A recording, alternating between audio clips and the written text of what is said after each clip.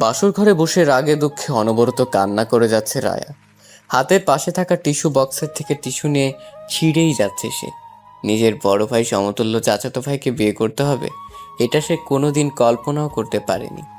এক বাড়িতে ছোট থেকে বড় হয়ে ওঠা, এখন পাশাপাশি আলাদা বাসা, যার কাছে নিয়ম করে সন্ধ্যা হলেই পড়তে বসা, তাকে কিনা বিয়ে করতে হলো।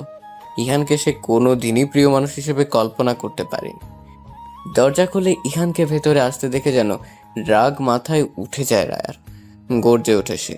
বিছানা থেকে তাড়াতাড়ি করে নেমে এসে ইহানের সামনে দাঁড়ায়। পাঞ্জাবির কলার ধরে কান্না করতে করতে ঝাঁকাতে থাকে। তুই কি করে পারলি আমার জীবনটা এইভাবে নষ্ট করে দিতে? আমি তোকে কোনোদিনও ক্ষমা করব না, তোকে আমি শেষ করে ফেলবো। কলার ছাড় রায়া, আমার গলায় লাগছে। আমার সাথে একদম বাড়াবাড়ি করবি না ইহান শেখ, এগুলো একদম বরদাস্ত করবে না। আর তুই আমার সাথে কোন সাহসে তুই করে কথা বলছিস? লাগু, মরে যা তুই।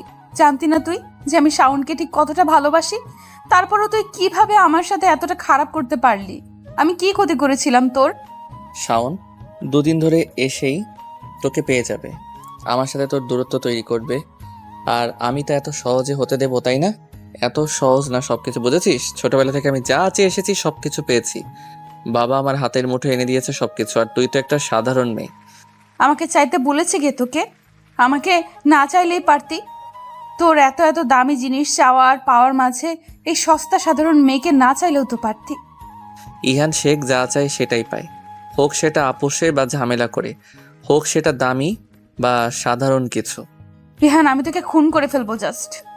কথাটা বলেই রায়া রুমের এপাশে ওপাশে কিছু খুঁজতে থাকে। তেমন কিছু না পেয়ে মিষ্টির সাথে রাখা কাটা চামচ দেখলে সেটা নিয়েই ইখানের কাছে ফিরে এসে চামচটা ইখানের গলায় ধরে। এটা দেখেছিস? একদম তোর গলা ফুটো করে দেব। না থাকবে বাস আর না বাজবে বাঁশরি। পারলে করে দেখা। যদি না পারছিস এটা করতে, তাহলে তুই আজকে শেষ। এসব করে তোর অভ্যাস না থাকলেও এটা আমার অনেক দিনের অভ্যাস। আর আমাকে তোর থেকে ভালো আর কে চেনে বল? তোকে নিজের খারাপ রূপটা দেখাইনি জন্য ভাবিস না কোনোদিন দেখাবো না। আমাকে ভয় দেখাচ্ছিস তুই? এতদিন তুইও আমার ভালো রূপ দেখেছিস, এবার আমার বাজে রূপটাও দেখে নে। কথা না কাজ কর। কোনোভাবে বেঁচে গেলে তোকে আমি শেষ করে ফেলবো রায়া। শেষ বলতে শুধু একেবারে সমাপ্তিকেই বোঝায় না, কিছু সমাপ্তি ঘটিয়ে নতুন কিছু শুরু করাকেও বোঝায়। আর তোকে তো আমি কোনো না কোনোভাবে শেষ করবই। শেষে যেহেতু করবি তাহলে বিয়ে করেছিস কেন? তোকে। ইহান কিছু বলবে, তখনই দরজায় নক করা শব্দ পায়। ইহান দরজার দিকে তাকিয়ে আবার রায়ের দিকে রেগে তাকায়। তোর তো টাইম শেষ মায়া, মেরে দিতে তো পারলি না, এবার এই ইহান শেখের খেল দেখবি। ইহান গিয়ে দরজা খুলে দেয়। দরজা খুলে দিতেই রায়ের মা রাবেয়ার রুমে প্রবেশ করে। রায়া তার মাকে দেখে আরো ক্ষিপ্ত হয়ে যায়। তেড়ে মায়ের আসে এই দিকে। কেন এসেছো তুমি? রায় মরে গেছে নাকি সেটা দেখতে এসেছো? ওর মতো গুন্ডার সাথে বিয়ে দিয়ে শান্তি হয়নি তোমার? আর তোমার স্বামীর মরেছে কিনা সেটা আবার দেখতে এসেছো? মুখ সামলে কথা বল রায়া, উনি তোর বাবা হন। আর মরে যাওয়ার কথা বলছিস তুই? সেটা আগে মরতে পারতি না? বেচারার এতদিনের সম্মান তুই নষ্ট করেছিস, আর এখন বড় বড় কথা বলছিস? লজ্জা করছে না রে তোর এসব বলতে? কে বলেছিল তোমাদের আমাকে ফিরিয়ে আনতে? ছিল শগুনে নিয়ে যেত, তাতে তোমাদের কি? রায়া এবার চুপ কর। এতক্ষণ বাজে ব্যবহারের জন্য কিছু বলিনি, এবার কিন্তু বড় আম্মুর সাথে খারাপ ব্যবহার করার জন্য মার খাবি আমার হাতে। তোকে তাদের মান সম্মান নিয়ে খেলা করার অধিকার কে দিয়েছে? তুই আমাদের মাঝে কথা বলার কে? সব সময় অন্যদের কথার মাঝে ঢুকে পড়ার স্বভাব বাদ দে। রায়া, ইহানের সাথে একদম বাজে ব্যবহার করবি না। আমি যদি শুনেছি যে তুই ইহানের সাথে খারাপ ব্যবহার করেছিস, তাহলে খুব খারাপ হবে। তুই আমার বাসার চৌখাটে ভেতরেও আসবি না কোনোদিন। এই যে তোর লাগেজ, এখানে তোর জামা কাপড় রাখা আছে, কোনো কারণ দেখিয়ে যেন আমার বাড়ি যাবি না তুই। কথাগুলো বলেই রায়ের মা হন হন করে বেরিয়ে যায় রুম থেকে। রায়া কি করবে বুঝতে পারে না। ও বাড়িতে যেতে পারবে না মানে সে কি এখানে থাকবে নাকি? কোনো দিনই তা সম্ভব না। তার পক্ষে যে করে হোক এখান থেকে বের হতে হবে। এখন ফেলা প্রতিটি নিঃশ্বাস যেন আবার বিষাক্ত হয়ে আবার তার কাছে ফিরে আসছে। রায়ার মা চলে যাওয়ার পরই রায়া বেরিয়ে যাওয়ার সিদ্ধান্ত নেয়। যেই ভাবা সেই কাজ। রাগ করে বাইরে যেতে উদ্যত হয় ইহান। সাথে সাথে রায়ার হাতটা খপ করে ধরে ফেলে। তুই কি ভেবেছিস রাহাব শেখের মান সম্মান নষ্ট করেছিস? তার মেয়ে হয়ে এখন কি আমি আমার মান সম্মান ডোবাতে দেব নাকি? মানে আমাকে ছাড় তুই ইহান, আমি তোর সাথে এক ছাদের নিচে এক রুমে রাত কাটাতে পারবো না। আজকে থেকে আমার কেউ নেই, আমি একা। শুধু এক রুমে কেন রাত কাটাবি? এক বিছানায় আমার পাশে শুয়ে স্বামীর অধিকার দিয়ে তারপর আজ তোর রেহাই। মানে মানে চল তোকে বুঝিয়ে দিচ্ছি। ইহান, একদম আমাকে স্পর্শ করার সাহস দেখাবি না। তোর হাত আমি ভেঙে গুড়িয়ে দেব বলে দিলাম। খুন যেহেতু করতে পারিসনি সেহেতু হাত ভেঙে গুড়িয়ে দিতেও পারবি না। ইহান শেখের গায়ে হাত তোলা এত সহজ না মিসেস ইহান। তোর পদবীর আর তোর নামের আমি কাঁথায় আগুন দেই। আমি আগেও রায়া শিখছিলাম, আর এখনো আছি, ভবিষ্যতেও থাকবো। আগে ছিলি, এখন তুই আমার পরিচয় পরিচিত, আর ভবিষ্যতেও তাই। শেখ তো শেখই থেকে যাবে, তাই না? আমার হাত ছাড় ইহান। এখন তো হাত ধরেছে, আরো অনেক কিছু বাকি। কথাটা বলেও ইহান রায়ের হাত ছেড়ে কোমর চেপে ধরে। ইহানের এহেন আচরণে রায়া চমকে যায়। বারবার ইহানকে ছাড়িয়ে দেওয়ার চেষ্টা করছে, কিন্তু ইহান ছাড়ার পাত্র না। তোমার কি মনে হয় জান আমি তোমাকে আজ রাতে এমনি এমনি ছেড়ে দেব? সবার সামনে 3 বার কবুল বলে তোমার সব দায়িত্ব আমি নিয়েছি। আমাকে খুশি করার দায়িত্ব তো তোমাকে নিতেই হবে। ইহান, ছেড়ে দে আমাকে, নইলে কিন্তু আমি চেঁচামেচি করব বলে দিলাম। ইহান এবার রায়াকে নিজের এক সাইডে চেপে ধরে টেনে সাউন্ড বক্সের কাছে নিয়ে যে গান চালিয়ে দেয়। উচ্চস্বরে হেসে বলে, চিৎকার দাও জান, জোরে চিৎকার দাও, আজ তোমায় কেউ শুনবে না। ইহান এবার রায়াকে কোলে তুলে নেয়। রায়া ইহানের বুকে আঘাত করেই যাচ্ছে। ইহানের সেদিকে নজর নেই। রায়ার আঘাত যেন কোনোভাবেই তাকে স্পর্শ করছে না। ইহান রায়াকে কোল থেকে বিছানায় ফেলে দেয়। রায়া আবার ভয় পেয়ে যায়। তার মতো সাধারণ নারীর এত ক্ষমতা নেই যে কিনা ইহানের মতো জিম করা ছেলের সাথে শক্তিতে কুলিয়ে উঠতে পারবে। না ইহান, তুই আমার সাথে এমনটা করতে পারিস না। আমি তোকে আমার স্বামী হিসেবে মানি না, আর জীবনেও তোকে আমি মানবো না। তুই আমি দুজনেই কবুল বলে একে অপরকে স্বীকার করে নিয়েছি, অনেকে সাক্ষী আছে। আর তুই কিনা বলছিস মানিস না? মামার বাড়ির আবদার নাকি? বিয়ে করেছি কি শুধু তোর এই রূপ দেখার জন্য নাকি? আর কোনো কথা না, কোনো কথা না ডার্লিং। আর এতক্ষণ আমার নাম ধরে ডাকা, তুই করে কথা বলার শাস্তি তো তোকে পেতেই হবে। ইহান এক টানে রায়ার শাড়ির আঁচল বুকের উপর থেকে সরিয়ে দেয়। রায়াকে আর কিছু বলার সুযোগ না দিয়ে তার উপর ঝাঁপিয়ে পড়ে। রায়া নিজেকে রক্ষা করতে পেরে ওঠে না ইহানের হাত থেকে। রায়া ইহানের কাছে থেকে কিছুতেই ছাড়াতে পারে না। তবু রায়া নিজেকে ছাড়ানোর চেষ্টা করেই যাচ্ছে, বারবার চিৎকার করছে, কিন্তু কিছুতেই কাজ হয় না। বৌভাতের অনুষ্ঠানে মানুষ আসা শুরু করেছে, কিন্তু নতুন বউ এখনো ঘুম থেকে ওঠেনি। সকালে ইহান উঠে চলে যাওয়ার পরপরই দরজা লক করে আবার শুয়ে পড়েছে রায়। রাতের শারীরিক অত্যাচারের রেশা এখনো কাটেনি। এসবের প্রতিশোধ না নেওয়া পর্যন্ত যেন তার শান্তি নেই।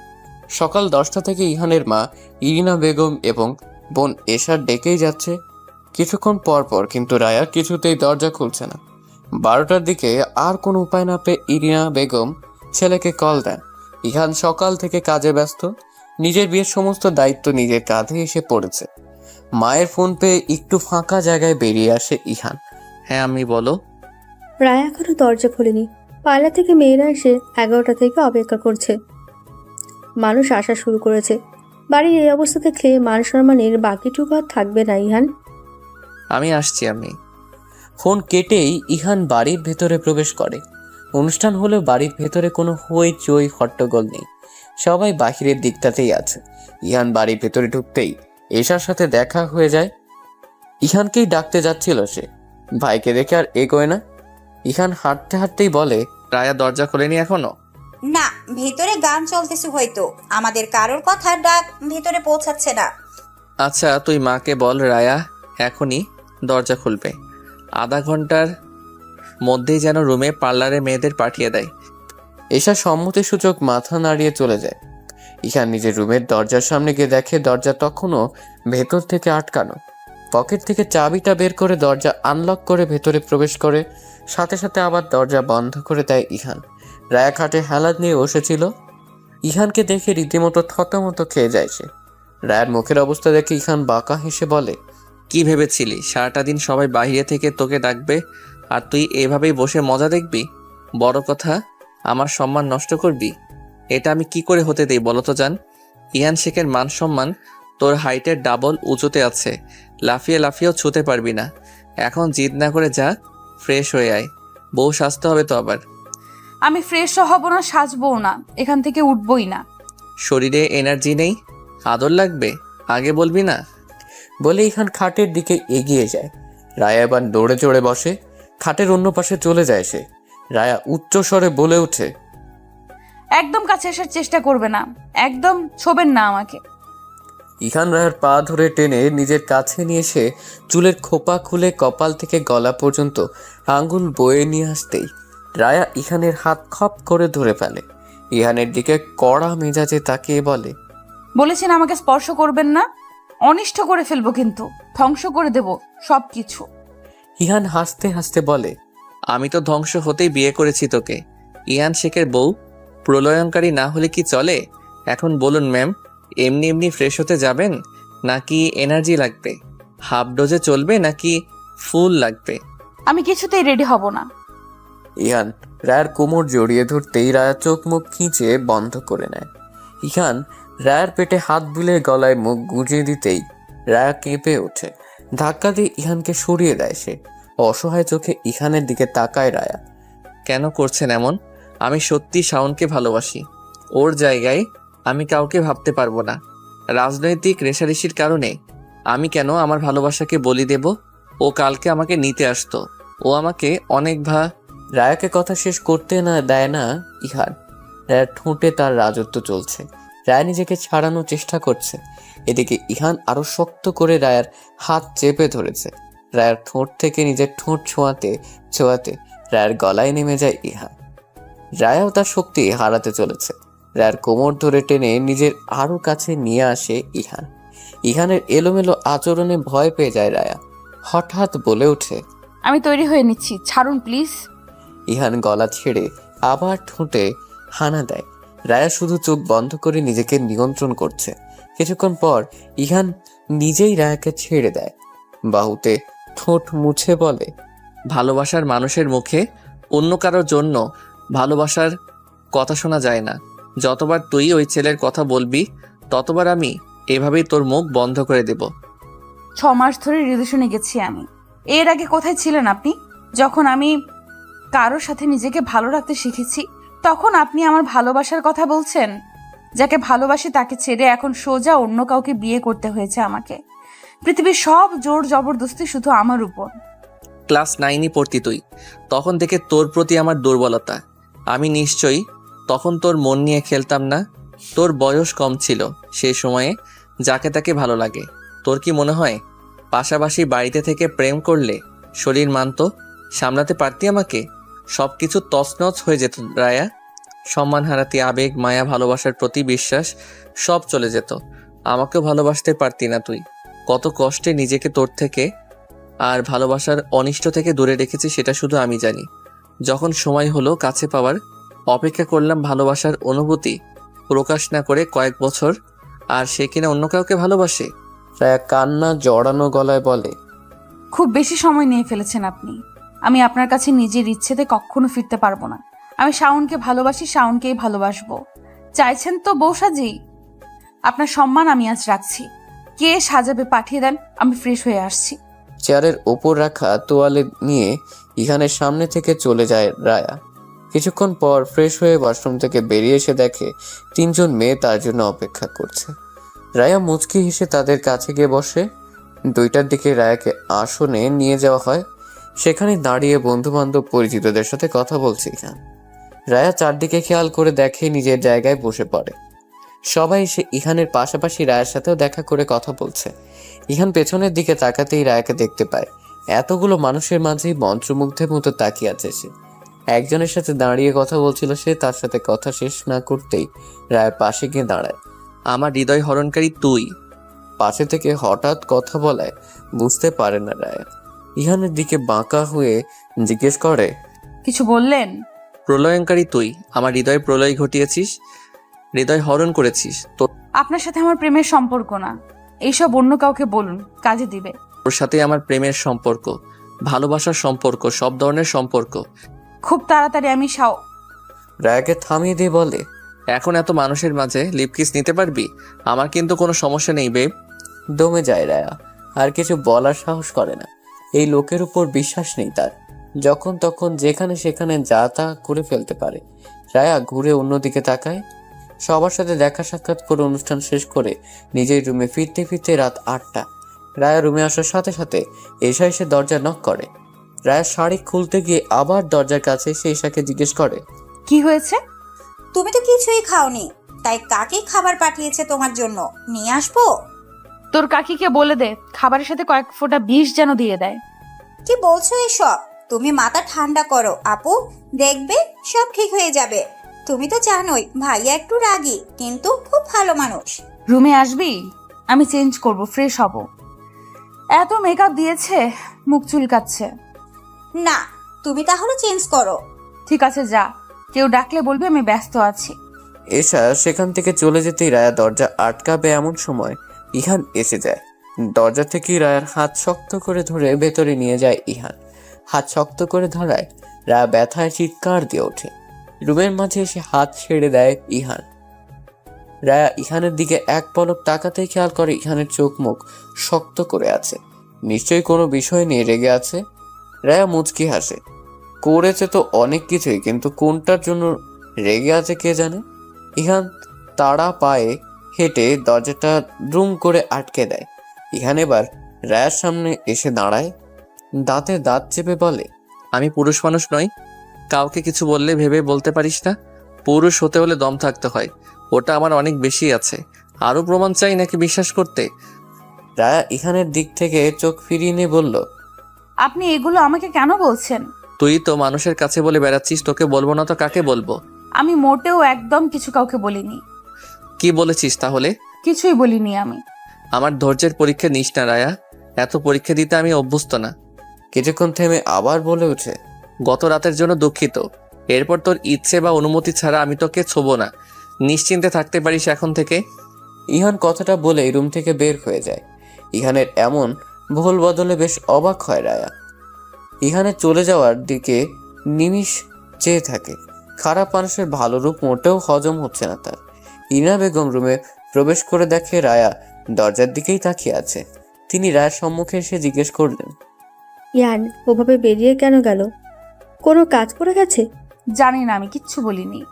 আচ্ছা, ওখানে তো মনে হয় কিছু খাসনি। আমার তো আহার নিদ্রা সব গেছে বড় মা। ইনা বেগম নিম্নস্বরে বলেন, ভাগ্যে যা ছিল তাই হয়েছিল, এখন অতীত ভুলে যা। ইহানের সাথে যত তাড়াতাড়ি সব ঠিকঠাক করে নিবি ততই তোর জন্য ভালো হবে। আমার ছেলেকে তো চিনিস, ভীষণ জেদি আর একরোখা টাইপের। সব কিছু জলদি ঠিক করে নে, আমি খাবার পাঠিয়ে দিচ্ছি, খেয়ে শুয়ে পড়বি। ইনা বেগম চলে যাওয়ার পরপরই রায়া দরজা আটকে চেঞ্জ করে ফ্রেশ হয়ে নেয়।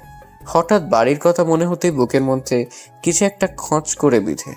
অনুষ্ঠানে সবাই সবার সাথে কথা বললেও তার বাড়ির কেউ তার সাথে কথা বলেনি, এমনকি তার মাও না। মাকে সে একবার চোখের দেখাটাও দেখতে পারেনি। ওদিকে শাওনের কি অবস্থা সেটা ভেবে মন খারাপ হচ্ছে রায়া। শাওন কি তার কলের অপেক্ষা করছে? বিয়ের কথা তো সমস্ত গ্রাম জেনে গেছে। চেয়ারম্যান শামসুজ্জামানের মেয়ের বিয়ে বলে কথা, তাও আবার ইহান শেখের সাথে। শাওন তাকে ভুল বেজবে কিনা সেটা নিয়ে ভাবছে রায়া। রুমের মধ্যেই বাজারি করতে থাকে সে। ভীষণ অস্থির লাগছে তার। দরজায় নক করার শব্দ হতেই রায়া গিয়ে দরজা খুলে দেয়। ইহান খাবার নিয়ে দরজার উপাশে দাঁড়িয়ে আছে। রায়ের দিকে প্লেট এগিয়ে দিয়ে বলে, অনেক রাত হয়ে গেছে, খাবারকে ঘুমিয়ে পড়। আমি পাশের রুমে আছি, রাতে কোনো প্রয়োজন হলে ডাক দিলেই হবে। রায়া তাচ্ছিলের হাসি হেসে বলে, হ্যাঁ তো চেঞ্জ হঠাৎ এত ভালো মানুষই কেন? আপনি তো ভালো মানুষ নন। ঘরের কথা বাহিরে গেলে সেটা দৃষ্টিকটু দেখায়, আর সেটা যখন অন্য মানুষের সাথে ঘুরে ফিরে আবার ঘরের মানুষের কাছে আসে তখন সেটা আরও বাজে দেখায়। আপাতত চাইছি না আমাদের আর কোনো ঘটনা ঘটুক, তুই যা চাইবি তাই হবে। আমি তোর আশেপাশে আর থাকছি না, আমি যেটা বলি সেটাই করি। রায়ার মনে পড়ে অনুষ্ঠানে মাকে না দেখে এশার ফোন দিয়ে মাকে কল করেছিল। তার মা তার সাথে কথা বলতে চায়নি। তখন সে কান্না করে মাকে জানিয়েছিল ইহানের কথা। রায়া ভাবে ইহানকে কি তবে কেউ কিছু বলেছে? সে কাঁপা কাঁপা গলায় বলে, আমাকে ডিভোর্স দেওয়ার ব্যবস্থা করুন শাহ। ইহান খাবারের প্লেটটা পাশের ছোট টেবিলটায় রেখেই রায়ার ঠোঁট দখল করে নেয়। রায়া সাথে সাথে চোখ বন্ধ করে ফেলে। বারান্দা দিয়ে নিম নিম বাতাস আসছে, চুলগুলো যেন রায়ের মুখে এসে আছড়ে পড়ছে। রায়কে চোখ বন্ধ করতে দেখে ইহান আরো ক্লোজ হতে শুরু করে। রায়ের অবস্থা ব্যক্তিক দেখে ইহানের থেকে নিজেকে ছাড়িয়ে নেয়। ঘটে যাওয়া ঘটনায় ভীষণ রকম অপ্রস্তুত সে। ইহান এত কিছু বলার পরও যে এটা করে বসবে সেটা ধারণা করতে পারেনি সে। রায়কে চুপ থাকতে দেখে ইহান মুচকি হেসে বলে, তুই চাইলে আমরা আরো গভীর হতে পারতাম। ভেবেছিলাম তুইও আমাকে চাইছিস, জন্যই বারবার ওই গর্দবটার নাম মুখে আনছিস। ওর নাম উচ্চারণ না করে আমাকে আমার কথা রাখতে সহায়তা তুই করতেই পারিস রায়া। ভালোবাসি ওকে। ভালোবাসি তোকে খুব। আমার ভালোবাসার দৈর্ঘ্য, প্রস্থ, ব্যাসার্ধ তুই কোনোদিন পরিমাপ করতে পারবি না, গভীরতা কল্পনাও করতে পারবি না। যেটা করবোই না সেটার প্রতি কোনোদিন ইচ্ছে পোষণ করা বিলাসিতা। ভালোবাসবি আমাকে? তুই নিজেকে যতটা ভালোবাসিস তার চেয়ে আমাকে বেশি ভালোবাসবি। আমাকে ছাড়া নিজের অস্তিত্ব কল্পনা করতে পারবি না। ভালোবাসতে না পারলে নিঃশ্বাস বন্ধ হয়ে যাবে, কাছে পাবার জন্য একটু ছুঁয়ে দেওয়ার জন্য ছটফট করবি। তুই ভালোবাসার মরণে মরবি, খুব বিদঘুটে হবে সেই মৃত্যু। তোর জীবনে একমাত্র পুরুষ হব আমি, যে পুরুষের ভালোবাসা তোকে মাত্রাতিরিক্ত যন্ত্রণা দেবে সেই পুরুষ আমি। তুই আমাকে তোর সমস্ত শরীরে যত্ন করে মাখবি, আমার গন্ধতে তোর চারপাশ ছেয়ে থাকবে। তোর সবটা জুড়ে শুধু আমি আর আমিই থাকবো। একসাথে দুজনকে ভালোবাসা নিশ্চয়ই সম্ভব না। আমি শুধু একজনেরই। ওই যে বললাম, পুরুষের ভালোবাসা তোকে মাত্রাতিরিক্ত যন্ত্রণা দেবে সেই পুরুষ আমি। তুই শুধু আমাকেই ভালোবাসবি, তোর সবটা জুড়ে শুধু আমি আর আমিই থাকবো। ইহান রুম থেকে বেরিয়ে যায়। রায়া সেখানেই থ মেরে দাঁড়িয়ে ইহানের বলা কথাগুলো ভাবছে। কথাগুলো যেন তার কানে বারবার প্রতিধ্বনিত হচ্ছে। রায়ার ইহানের ব্যক্তিগত সময় ছাড়া কয়েকদিন কেটে গেছে। ইহান এক প্রকার রায়াকে এড়িয়ে চলার চেষ্টায় আছে। রায় রুমে থাকাকালীন ইহান ভুলে গেছে একবারে রুমে আসেনি। গোটা 4 দিন কেটে গেছে, রায়া নিজের বাড়িতেও যায়নি। বাবা মা ভাইও একবার খোঁজ খবর অবধি নেয়নি। অভিমানের পাহাড় যেন দিনকে দিন বেড়েই চলেছে। সঙ্গীহীনতায় কাটছে প্রতিটা প্রহর। শব্দহীন চাপা কান্না বুকে বেঁধে আছে। না পারছে কাউকে কিছু বলতে, আর না পারছে সইতে। প্রতিটা মুহূর্তে নিজেকে আবিষ্কার করছে বিধ্বস্ত রায়া হিসেবে। জীবনের সবকিছু কেমন খেই হারাতে বসেছে। খাটে হেলান দিয়ে অতীতের কথাগুলো ভাবছিল রায়া। এমন সময় দরজায় নক করার শব্দে সেদিকে তাকিয়ে দেখে এশা দাঁড়িয়ে আছে। রায়া ইশারায় তাকে ভেতরে আসতে বলে। এশা এসে রায়ার সামনে আরাম করে বসে। আমি কিছু টাকা দিয়েছে, শাড়ি পরে থাকতে নিশ্চয়ই তোমার অসুবিধা হচ্ছে, তাই আমি বলল তোমাকে নিয়ে বাইরে যেতে, তোমার যা যা লাগবে কিনে নিতে পারবে। কখন যাবে বলো? রায় সোজা হয়ে বসে। বাড়ি থেকে বের হওয়ার উপায় অন্তত পাওয়া গেছে ভেবে মনে মনে বেশ খুশিই হয় সে। দুজন কথাবার্তা বলে ঠিক করে সন্ধ্যায় বের হবে। কেনাকাটার সাথে সন্ধ্যার পরিবেশটাও বেশ এনজয় করা যাবে। এসা চলে গেলেই রায় সুন্দর একটা শাড়ি পছন্দ করে আলাদা করে রেখে দেয়। ঠিক করে আজই শাওনের সাথে দেখা করবে। রায় আর এসা রেডি হয়ে একসাথে রুম থেকে বের হতেই দেখে ইরিনা বেগম ইহানকে খেতে দিচ্ছেন।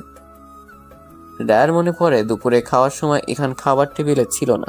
দুজন গিয়ে ইরিনা বেগমের সামনাসামনি দাঁড়ায়। রায়া ইহানের দিকে তাকিয়ে ইরিনা বেগমকে উদ্দেশ্য করে বলে, বড় মা আসছি, তাহলে আমরা ফিরতে একটু দেরি হতে পারে। ইরিনা বেগম ইহানের প্লেটে বাড়তি ভাতটুকু দিয়ে বলেন, মেয়েদের সন্ধ্যার পর বাইরে থাকতে হয় না, বেশি দেরি করিস না। ইহান প্লেটে ভাত নাড়াচাড়া করতে করতেই বলে, যখন আসিস সমস্যা নেই, দুজন একটু সাবধানে চলাফেরা করিস। এই এলাকার কারো সাহস নেই তোদের ক্ষতি করার। গেড়ে রেখে দেব না ওখানেই। আর এসা, হ্যাঁ ভাইয়া।